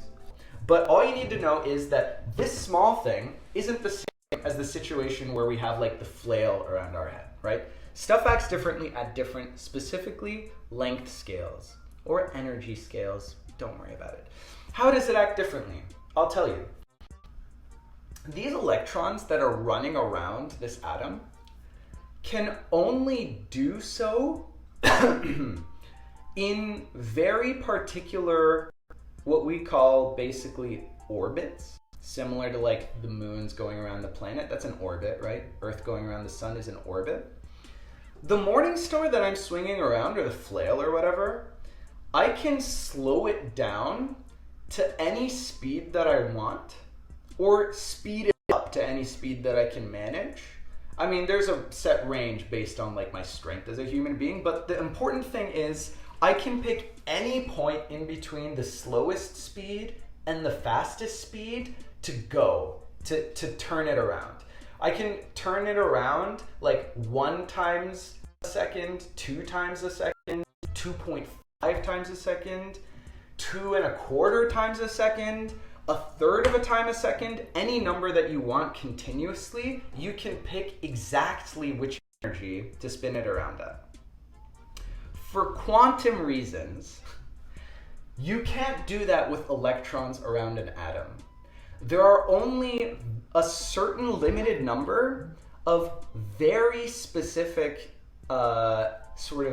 you can think about it as speeds, but in this case, because it's not really doing orbits, I'll just call it energies.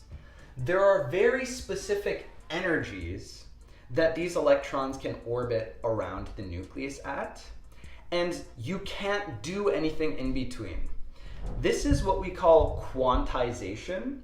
Quantization meaning you're giving it a quantity, right?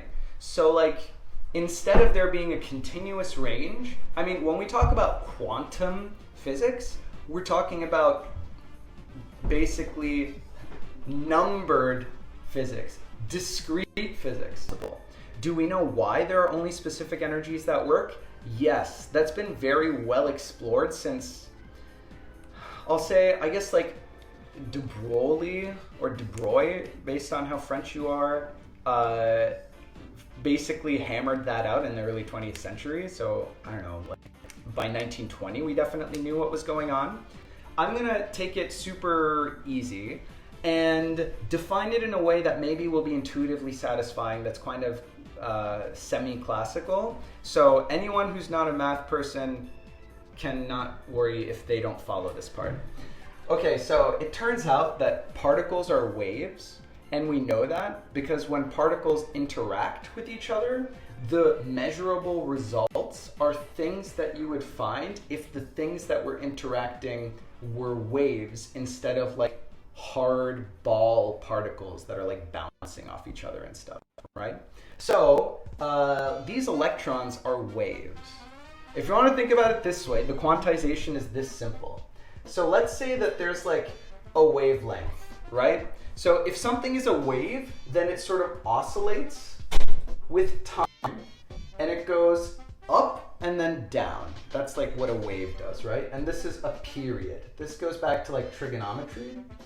So if we were to take this wave and we need to wrap this wave, the electron, around the nucleus to form like an orbit, then one period of this wave has to fit. In other words, if you took this guy and this sort of started at the same point, you took this wave, then you need to sort of wrap it around until it meets at the place where it started, sort of at the same phase.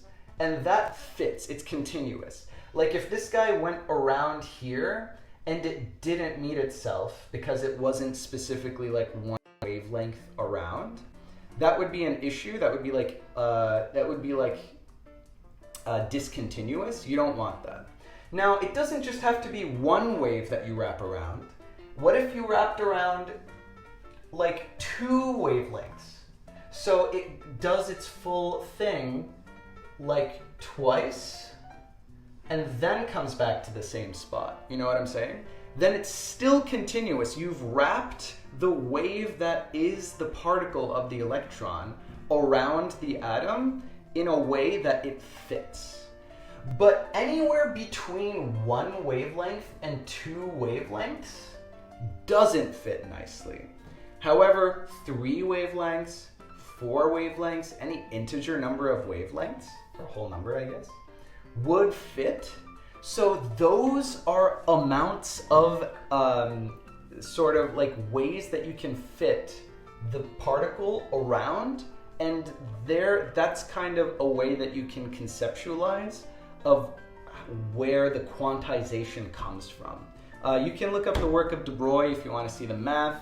That's the most intuitive, accessible picture that I can think to satisfy. It's so much more complicated than that, and you can go as deep as you want with these things, but again, I'm trying to keep it accessible. possible, and that only took 5 minutes. I find pedagogy, I'm incredibly passionate about pedagogy, Chad. I said this about myself. That makes sense. Physics is so easy. Fuck yeah, dude. That's what I'm talking about right there. Okay, so we have to distribute the duckies. There's like anti-entropy in the, sorry, wrong physics. That's thermodynamics. Right, let's say that all the electrons are orbiting as slowly as possible around the nucleus. That's basically the lowest amount of energy that an atom can have, okay? And for people, I promise that it's gonna get more interesting no matter what level you are at, if you're not already finding it interesting, okay? So let's just make like a graphical representation of that. So let's call that level, boom. This is an energy level. We'll call this G for the ground state, because the ground is the lowest energy level. And here, this is a rung on a ladder that's going to span this is the energy. One of these electrons can run out of this orbit, this orbital, and start orbiting at a bigger orbital, basically one with higher energy. If you have an atom at the ground state where the electrons are all going as slowly as possible, and then you make one of the electrons go any amount faster, that is what we call an excited atom. It has more energy than just the ground state atom, and the energy of that we'll just call E. If we just talk about like 2 levels, the most rudimentary, we call it a 2-level atom, and it's sort of the simplest of atomic models, where there's ground state, which is the low energy, and then there's like atom plus plus that has, like, it bought the DLC, it's like a superior being as a result, right? Because the world is pay to win if the price is energy. Okay, fantastic. So atoms can get excited. This is what that means. How can they get excited? This is the part that a lot of people that aren't in physics don't know, and a lot of people that are in physics also don't know. There are 4 fundamental forces in the universe. There are basically 4 ways that objects can interact with each other, essentially. There's gravity, which happens at the biggest scale, general relativity, blah, blah, blah. We're not worried about that with atoms. There's the strong nuclear force and the weak nuclear force, which basically hold nuclei together. So everything in this ball is held together by the strong nuclear force and the weak nuclear force. That's why they're called nuclear forces, chat. One day they all lived in peace. So if gravity is not affecting these electrons and the nuclear force isn't, the only thing that's left is the last one, which is the electromagnetic force. The electromagnetic force is, you know, it repels magnets on like a big scale, so we know that, right? Or you might know that you can shoot like rail guns, you might have heard of, where basically you have like a coil and put a current through it and it will like move something. So it's clear how those forces manifest themselves in macroscopic ways. Static electricity is a thing that we've heard of. I mean, energy in general is carried in our everyday world mostly through the electrical grid, right? Let me ask you this, chat. If I play pool and one ball hits another ball and then they like repel each other, what force is that? It's not gravity, because like billiard balls aren't very big. It's not the strong or weak nuclear force. I'll just tell you, because those things, the length scales at which those are relevant are really super duper duper tiny. And this electron is actually way, way, way far away from these guys. So it's the electromagnetic force. And you might think, what are you talking about? Because pool balls they're not like electrical, right? It's just like a physical thing. In electromagnetism, like charges repel each other, right? This is an oversimplification, but basically, the atoms of each of the balls come close to each other, and in that instant where that contact is made, the force is mediated by the electromagnetic force. On a microscopic level, like a subatomic level, the electrons in one ball repel the electrons of the other ball, so it's electromagnetic, the force of two things colliding with each other macroscopically. So that may or may not blow people's minds, because you never think about that, right? You're like, oh, okay, so, because we have different classes for that, you know, like when we take physics, there's like classical mechanics and like electrodynamics, and quantum mechanics, and statistical mechanics, and they all are sort of look at the picture in different ways. Now, the thing that's really about to like blow your fucking mind is this. An electric field is the thing that all charged objects have. Electrons are charged, and they generate an electrical field. A moving electromagnetic field, we call that an electromagnetic wave. The words got big, but the concepts didn't, I promise you. An electric field, where you have, this is like either time or distance, one of those two things, and this is the electric field. Don't really worry about what that is, because I can't cover all of physics right now. An electric field, an electromagnetic field, because every electric field basically also has a magnetic component that's perpendicular, so this is like magnetic field, this is electric field. That's moving, that is light.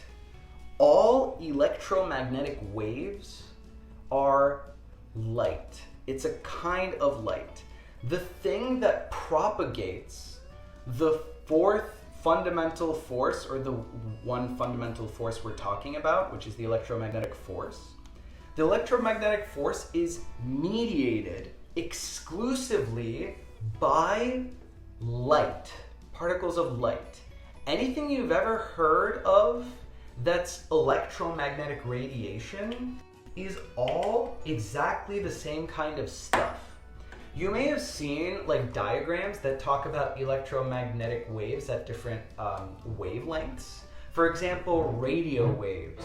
And as you increase the energy of the waves, that goes into like microwaves. And that goes into visible light, which is what people call light in those charts. It's always a chart of electromagnetic radiation, but then there's one little section of the chart that they usually color in with like the rainbow, and that's called light. And then after that, there's ultraviolet rays, and then, you know, there's X-rays, and then there's gamma rays or whatever, right? What about all the X-ray particles, right? It's all the same thing, just the amount of energy that it carries is the only difference of it. So the stuff that's in microwaves and the stuff that radio towers emit and the stuff that hits your eyeballs that enables you to see, it's all fundamentally the exact same thing. And that thing is a stream of photons. So I've called all of these things waves. We're gonna gloss over wave-particle duality because we have to. And we're gonna talk about how all waves are composed of a series. When are you taking off your shirt? Actually, you know what? I'll do the best thing, which is to run a poll. I will accept the result of this poll. Photons! Okay, so the same way that all matter is made up of particles that are waves as well, but don't worry about them. All light, all electromagnetic force is made out of particles as well. These particles are called photons. Photons. They don't have any mass. They travel at the speed of light because they are light. And they carry energy. The amount of energy that a photon can carry is continuous. Also related to, because all particles are also waves, which I apologize, but we're gonna have to gloss over. The energy of a photon is related to the frequency of the wave that it also is, because all particles are also waves. And the frequency for something that's traveling at constant speed, like let's say that my hand is running across the tile here at a constant speed. How fast I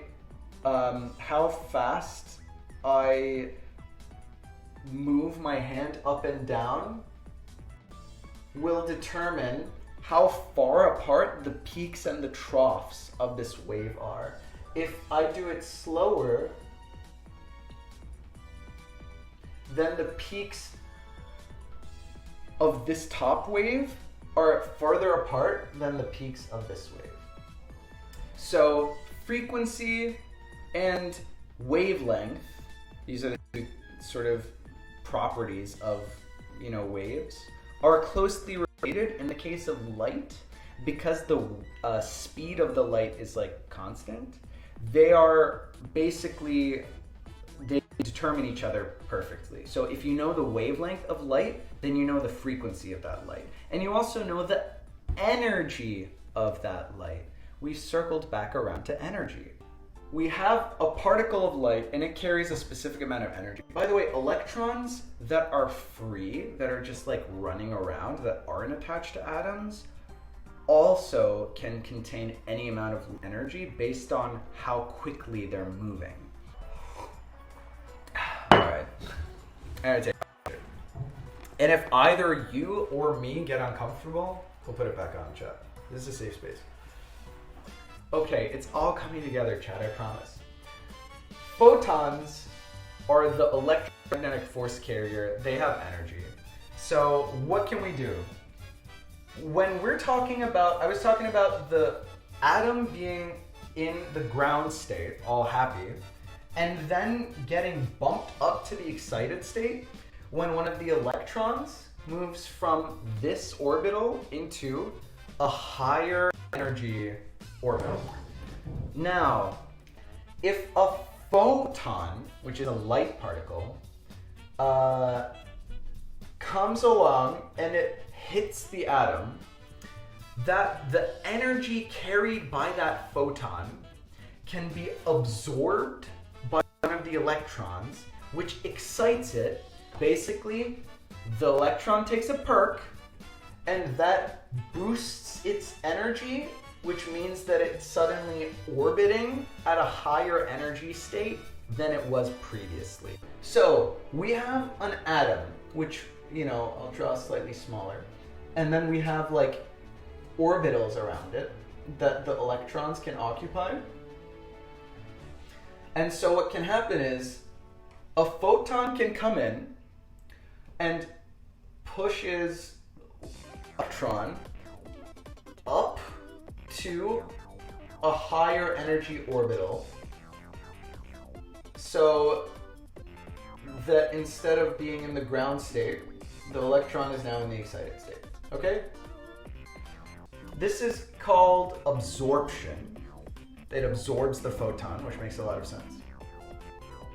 What can happen is, so you've got your electron and it's like hanging out up here. This is sort of the energy level of the atom. After a certain amount of time, necessarily, the electron comes down off the perks and it reoccupies the ground state. And because the conservation of energy is never created nor destroyed, it's like the zeroth law of thermodynamics. When this relaxation occurs, when the electron comes off the perks, it re-emits the photon out into any direction. Photons are squiggly in physics diagrams. And then the atom is back to normal, right? So we talked about how energy levels in an atom are quantized, right? Because this level between, like the difference in energy between this level and this level is fixed, that means that the atom can only absorb this photon if it's exactly equal to the amount of energy that it needs to make a transition from one energy level to another energy level. There isn't a thing in physics, for other conservation law reasons, where like, let's say that the amount of energy carried by a photon is this much, and so the atom will like absorb this much of it, and then this much will sort of like go fly off into space to, you know, for like an extra, it's like cracking the perk in half. You take the whole perk or none at all. It's like those capsules with the little beads inside, and you've got no applesauce to dissolve them into. I don't know who these analogies are for, but yeah, just go with it. Okay, so what we've learned is, as a result of this energy level quantization and this light absorption stuff, atoms can only absorb a photon, or photons, I guess, of specific energies. The last thing that we have to talk about before we go into laser cooling is the Doppler effect. You may have heard about the Doppler effect before. If you haven't, the Doppler effect is this. So you know how like an ambulance or a police siren that drives past you, the pitch will change when it's coming toward you and then after it's moved past you and like gone in the opposite direction, right? So it will get higher pitched when it's coming toward you and then lower pitched once it's past you and it's going away from you. Or think of like a race car. You've probably heard like the automatopoeia would be like vroom. So it gets lower in pitch once it's past you, and it's higher in pitch while it's coming toward you, right? The reason that this happens is somewhat intuitive. You can think about it this way. Let's say that we have an object that's emitting waves that I'll indicate here as like every 1 second it emits a thing that at a constant velocity moves away from it, okay? So if it were just to stay in place, then it would emit this wave first, and then when this wave is here, it would emit the next wave, and then when it's here, it would emit the next wave, so it's sitting there, and these things are like propagating outward, right? And let's think about what these waves look like if we're moving forward, okay? So let's say that it's at this point, and then this point, and then this point, and then this point. When the object is here, it emits a wave that starts from, let's say, here, and it starts moving outward, okay? Like, let's say a second later, the object is here. Let's say that it's moving slightly slower than how fast the previous wave that it emitted is moving. And so the previous wave that it emitted is out here. By the time this object here emits the wave, okay? When the object is here, then the wave from here is the same distance away that it was in the previous stuff. But the wave from the first place has now gained twice as much distance as it originally had here. And then the effect compounds. So here we have 3 waves now that are like this, okay? Now, the separation between these waves is smaller than the separation between the waves if this thing was just chilling out on its own. You see how this distance is bigger than this distance, right? So, this is the basis of the Doppler effect. And if you do it in the other direction, if you look at like the waves that are propagating away, they get further and further apart. So that's the Doppler effect.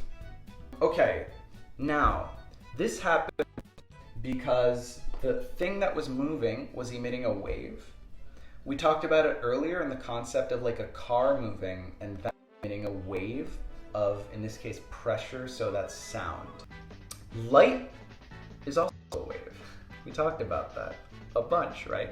So the same thing works, this so-called Doppler effect takes place. There's light involved, a source of light, or even an electromagnetic wave. The Doppler effect we can summarize as this. A moving source of waves will have, the waves will have increased apparent energy if the source is moving closer to you because they're more frequent. The pressure waves are closer together. We talked about how wavelength is related to frequency, is related to energy, right? And if it's moving away from you, then the apparent energy is lower. We call this a blue shift and a red shift, respectively.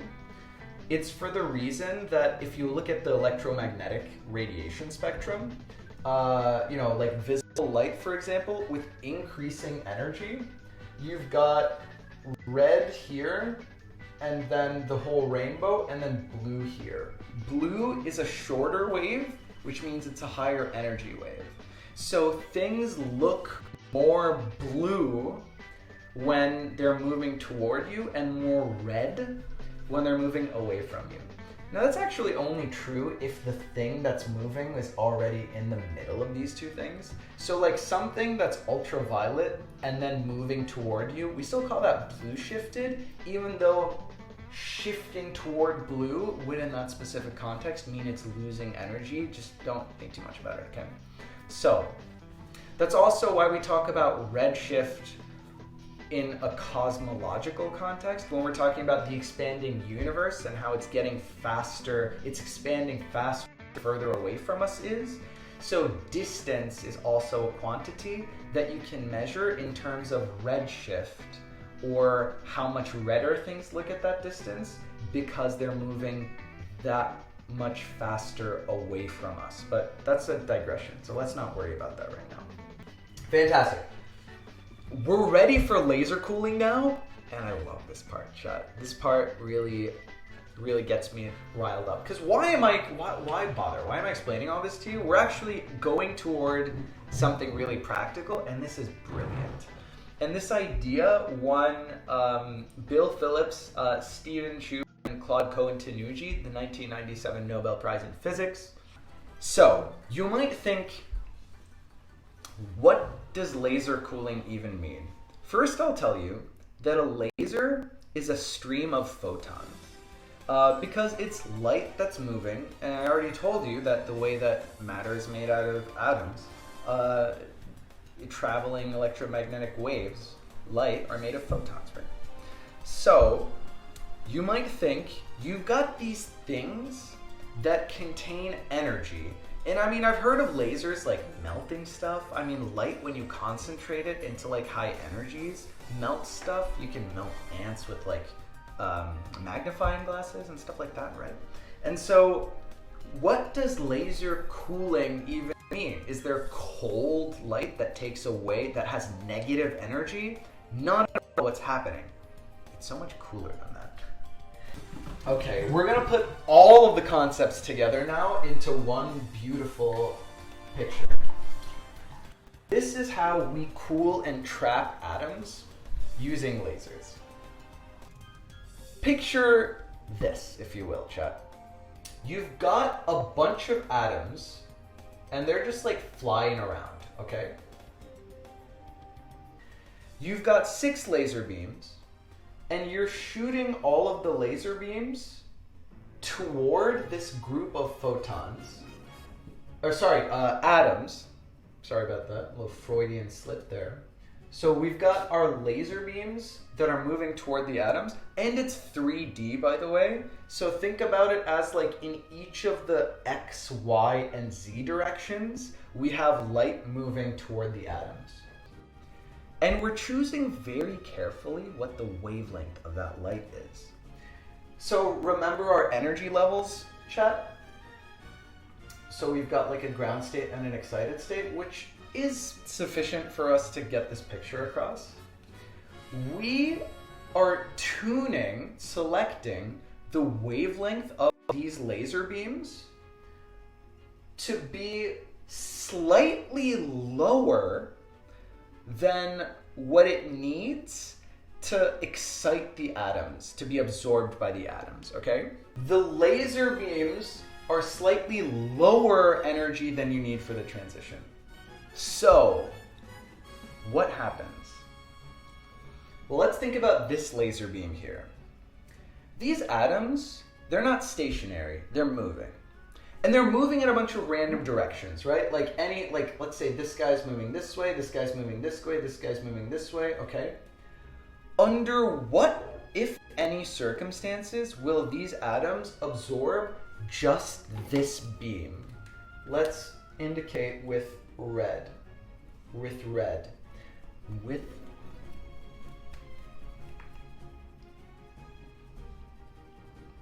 Chat, we're not color coding our lasers. Rip. Okay. Under what circumstances will the atoms absorb this light, if any? Well, you might think none, because we already said that the energy of the light needs to very specifically match the difference between these energy levels to be absorbed by the atoms, and you'll be correct. Very good. When it's gained a small amount of energy from elsewhere, it's exactly correct. Now, why did we just talk about the Doppler effect? Well, what did we say? We said that if there's relative motion between the source of a wave and like a thing that's absorbing that wave, then the energy of the wave will change based on the nature of the relative motion, right? In this case, we said that if a source is coming closer, then the wave appears to be blue shifted, or it increases in frequency, or it increases in energy, right? If it's moving away, it decreases in energy, yeah? So the only way that an atom in this cloud will absorb this light is if the light is blue shifted, increased in relative energy, by the difference that it needs to be able to be absorbed by the atom.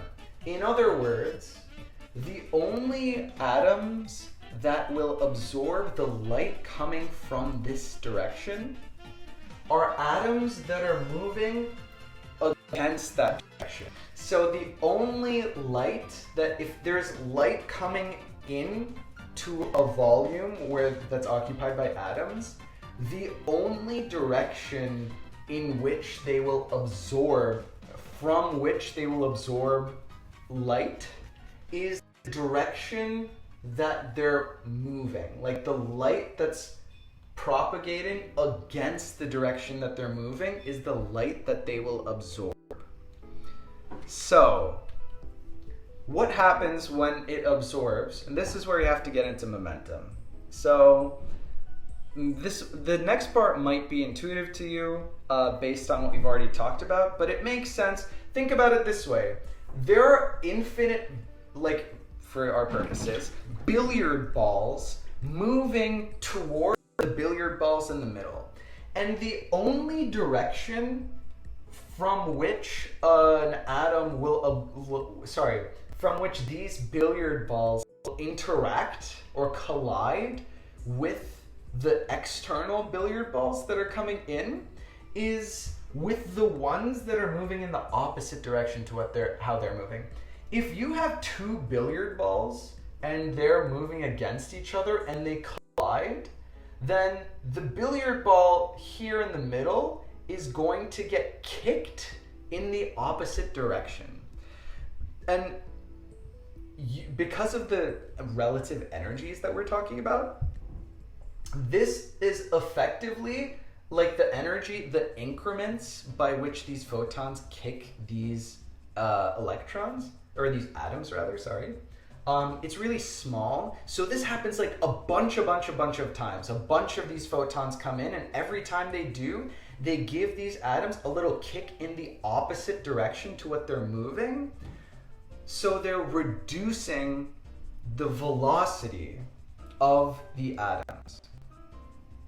Temperature on like a chemical atomic level is just the kinetic energy of the atoms. Meaning, in a higher temperature, like a higher temperature cluster of atoms is just a bunch of atoms that are moving more quickly than a lower temperature cloud of atoms. So cooling down this gas of atoms means slowing down the speed at which these atoms are moving.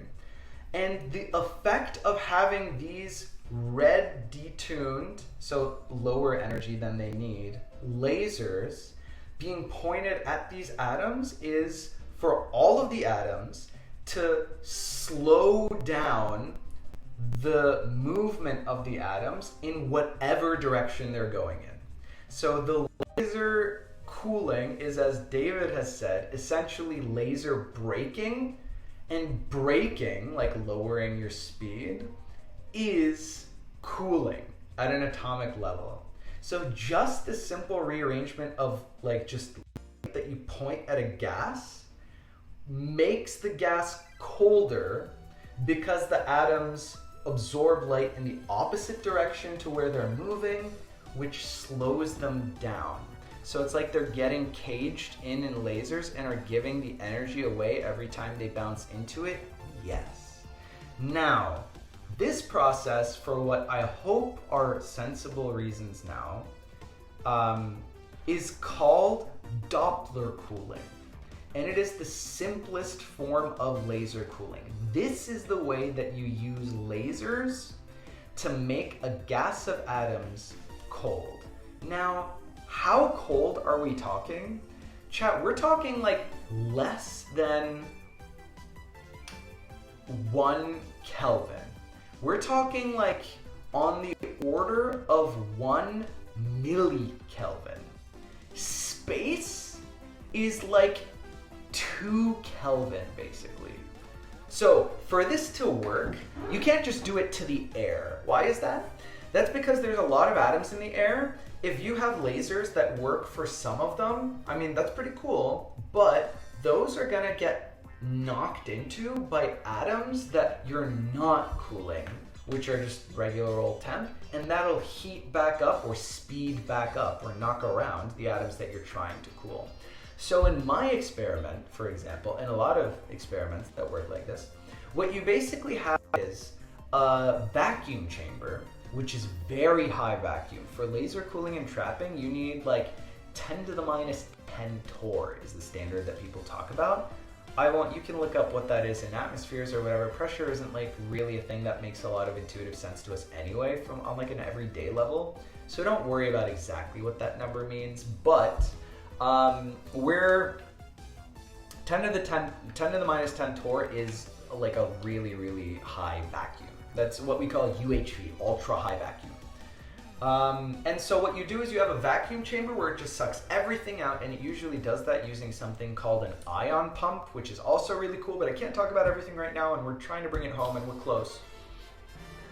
And then you have a dispenser of the atomic species that you want. So we have a chamber that's got as high of a vacuum as possible, and then there's a little metal strip that's covered in a bunch of rubidium, like metallic rubidium. And so you suck everything out of the chamber, and then you run a little current through the metal, and that heats up the rubidium, and it releases it into the chamber. It dispenses it. It's a dispenser. And so that's how you ensure that there's only the atoms that you want in the body that you're trying to cool. So that's how we do that sort of thing. So this is the first step, but it's not sufficient because this cools down like the atoms.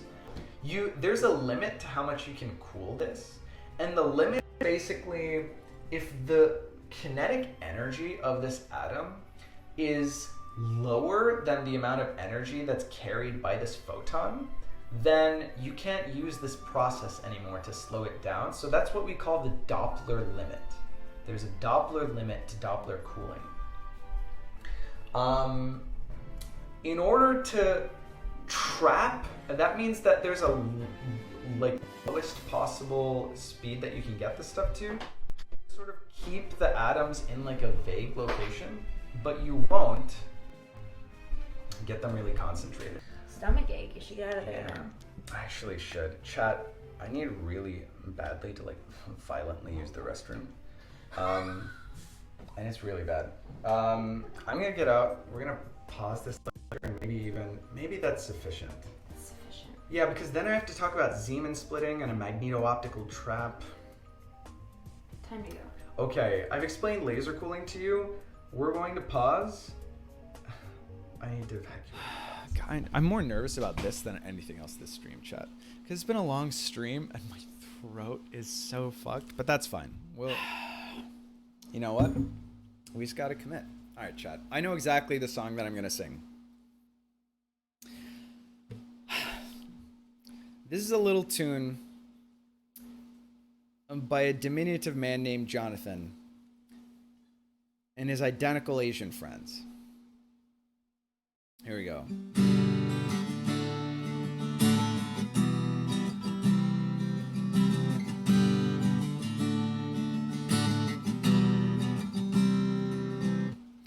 Three, 6, 9. Damn, you're fine. Suck it to me, baby, one more time. To the window, to the wall, till the sweat drops down my balls. Oh, these bitches crawl. Oh, ski, motherfucker. Oh, ski, goddamn. Oh, ski, motherfucker. Oh, ski, goddamn.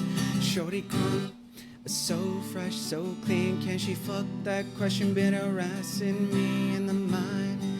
This bitch is fine. I done came to the club about 50 damn times. Can I play with your panty line? The club owner says I need to calm down. Security guard come and sweat me now. Crack a drunk and then a motherfucker threaten me now. 3, 6, 9. Damn, you're fine. Suck it to me, baby, one more time. To the window, to the wall, till the sweat drops down my balls. Oh, these bitches crawl. Oh, ski, motherfucker. Oh, ski, goddamn. Oh, ski, motherfucker. Oh, ski, goddamn. She coming up in the club, I see her work it. Well, you know we love to see them females twerking, taking the clothes off, fucking naked. ATL hoes gon' disrespect it. I'll pop that pussy like this, cause yin yang twins in this BIH. Lil Jon and the East Side boys and me. You know we all love to see them ass and titties. Back, go ski, goddamn. You know, I really thought that I would like get into it and then it would be easier to do, but I just got more nervous the more that I played. CAMPFIRESONG song. CAMPFIRESONG song. And if you don't think that we can sing it faster, then you're wrong. But it would help if you just sing along. Bum, bum, bum. CAMPFIRESONG song. CAMPFIRESONG song. And if you don't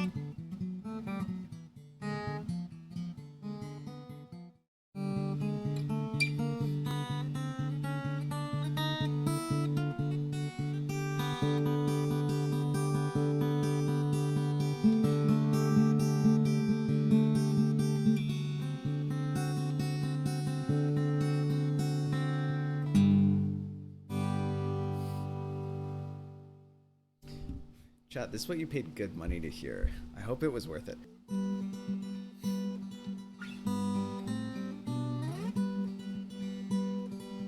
Blackbird singing in the dead of night. Take these broken wings and learn to fly. All your life, you were only waiting for this moment to arise. Blackbird singing in the dead of night. Take these sunken eyes and learn to see. All your life, you were only waiting for this moment to be free. Blackbird fly, blackbird fly. All right. Anyway, here's Wonderwall.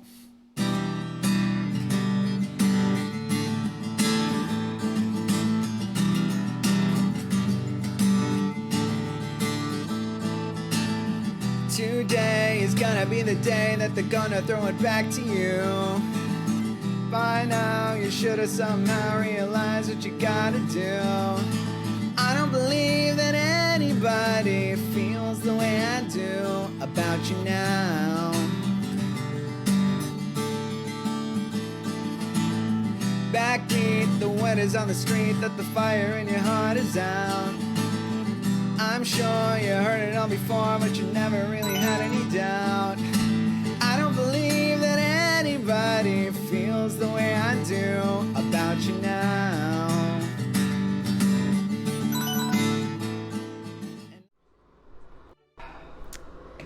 Any last words to say? Goodbye to these.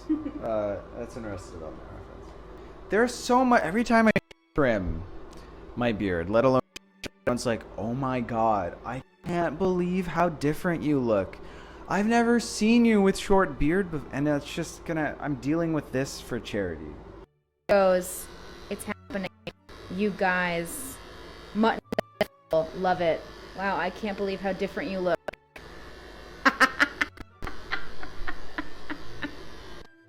But even if you do it clean shaven, we can pass through the other looks on the way. Exactly. Wow. Quick status update. I look like Mo's brother. You look like Mo's. He does look like Mo's. I look like Mo's. Jeff says he's waited 14 years for this. No, wait, he's waited 19 years for this. Yeah, you do look kind of Amish. I mean, these are the most aggressive mutton chops anyone has ever had. This is weirding me out. It's the whole. They're not mutton chops. It's. Suddenly, his eyes are enormous. Yeah, can you look into the camera for us, please? Give me a second. No, but right now.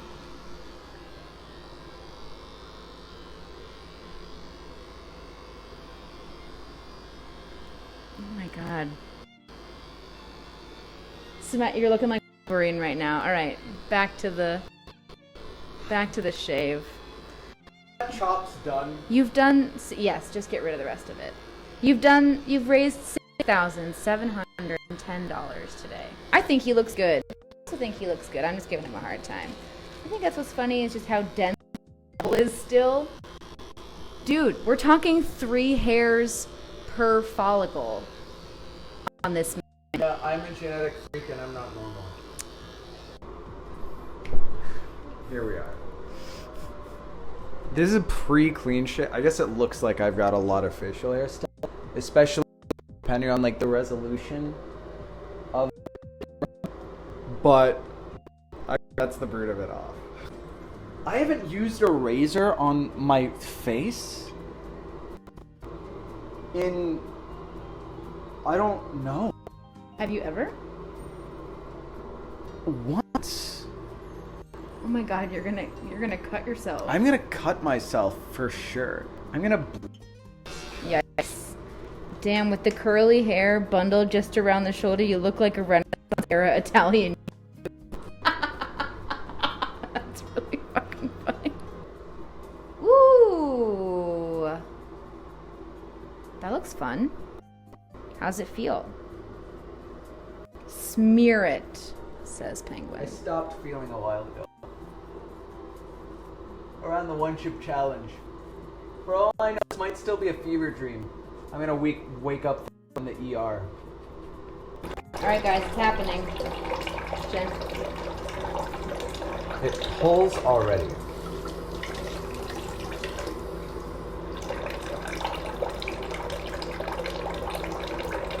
Dude, my hair is so thick, it really tugs.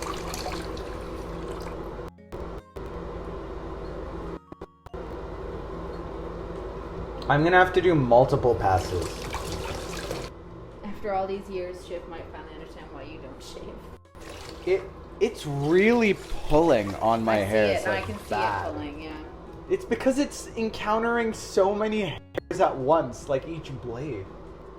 What's crazy is also I'm noticing how, because you are so used to a beard, you're like more expressive with your mouth than... No, it's the same expression. It just gets hidden behind that. Right, hair. exactly. Than I noticed before. You know what I mean? Like you move your face that's more. You're used to my beard, not. The physics lecture would have felt so different if this Semet had given it. Word, I totally agree. Yeah. It's a miracle I haven't cut myself. Can I just say, you know how we talk about me learning things quickly being the brand of the channel? Like, this is in full effect. I look like I have shadow. I know. Like I can't unshadow myself. Is my skin just discolored? No, it's just... Look. Hold on. Thanks a lot. You're welcome. When I touch it, it's like very smooth. I like overheard my parents like having like pillow talk, and I was like, oh, whatever, like I'm going to the bathroom, and I just hear my dad say to my mom, like, Kath, your skin is so soft, and she's like, oh, thanks, Bob, and I'm like, oh, cute, they're having a moment, and then he says, yeah, it's like a baby's ass. She was like, oh, Bob. Like A+ for romantics, Dad. Oh my you God. did it. Wow. It's done. It's over. You look crazy. I know. Hi, how you doing? How does it The feel? white balance makes me look so washed out. It's so weird. It's really weird seeing myself with this face. It's weird. It's weirder on camera. I feel like I look different on camera, despite... Like, that looks more like me than that does. Maybe it's because this is so close. None of it looks like you. None of it looks like me? No. I think I look really weird. I've never seen like this in my adult life, genuinely. He hasn't seen this face since 2005? Literally, I was yeah. like 10. I was 11. Can we get a romance novel cover? Yo, that is what you look like. I don't know what that looks like. Pose. You guys paid $6,000 for Yeah, this? it's like a... So I can do that. Oh, I see. Is it like... No, like I need to be in it. Oh, you need to... Right. You need I need to be shorter than you. You need to be like here. Right? And I need to be taller and... Yeah. Whoa, it's so soft. That's crazy. Like, chat, I'm not playing it up for the bit, chat. But it really... Like, it feels really viscerally strange. Yeah. To touch my face, like, it's genuinely like I'm feeling frisson. It's like freaking. It's like oh my god, it's really weird. I've never once in my adult life been clean shaven like this. God, and then I got the frizz. I look so different. You look so with different. my long hair. I look so weird.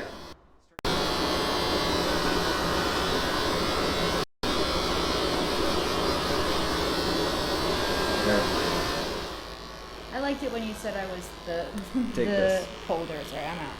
You're my folder. But wait, can you guys see? This is crazy. Can you see that? There's like a My hair swirl. grows in swirls. See that? There's a swirl happening. There's a swirl. This right here is a broken man. No, I think we gotta call it, guys. I think he's done. I think I'm done. I have abs that are coming in, but they're weirdly symmetric. You did this, chat. How does it feel? Got abs just by shaving that beard? I feel frigid, chat. I feel so cold. My face is my body. Tarzan, how do you feel? I don't know what Tarzan's catchphrase is. He doesn't really have one. I look so... I can't get a look. I hope it was worth it. Chat, like from the sincerest pit of my heart and soul, thank you so much. Oh yeah, 2 more minutes and then we hit the 12-hour mark. It'll take me that long to thank anybody anyway. Thank you so much to everyone who participated, everyone who donated, everyone who was just present. It was a lot of fun, but also, I don't know, just like a wonderful experience. I don't know. Like personally, I'm glad that we were able to like affect as much positive change as we were, of course. I can't believe that we raised like 2/3 of $10,000. Chat, my hair feels so soft around my face. Chat, you have to realize that nothing has really touched the skin underneath my beard. And, you know, like we said earlier in the Laura AMA, I use a lot of product. And it feels crazy. It's like silk. It's like softer than silk. Sorry. You look like Mona Lisa. And we hit the 12-hour mark. Amazing. For anyone who wants more Cement content, the usual schedule is Saturdays at 2 p.m. Eastern. We go live. We do a lot of nerdy games. We have a lot of fun. We have a really safe space. Thursdays at 6:30 p.m. we play indie puzzle games. It's a really good time. I play different kinds of chess. I play games that involve like time travel and other weird stuff. And then I play whatever it is that chat wants to share with me. And it's a good time. There's good vibes. There's good music. That's it. Thank you so much to everyone for joining. This was such a unique experience. This was a day to remember. I hope that you enjoyed it. I hope that you had a good time. I poured a lot of myself into this stream. And that's it. What else is there to say? I've been talking for 12 hours. I think it's time for me to leave. So sleep well. From the bottom of my heart, thank you so much. Much love. Take care. Bye-bye.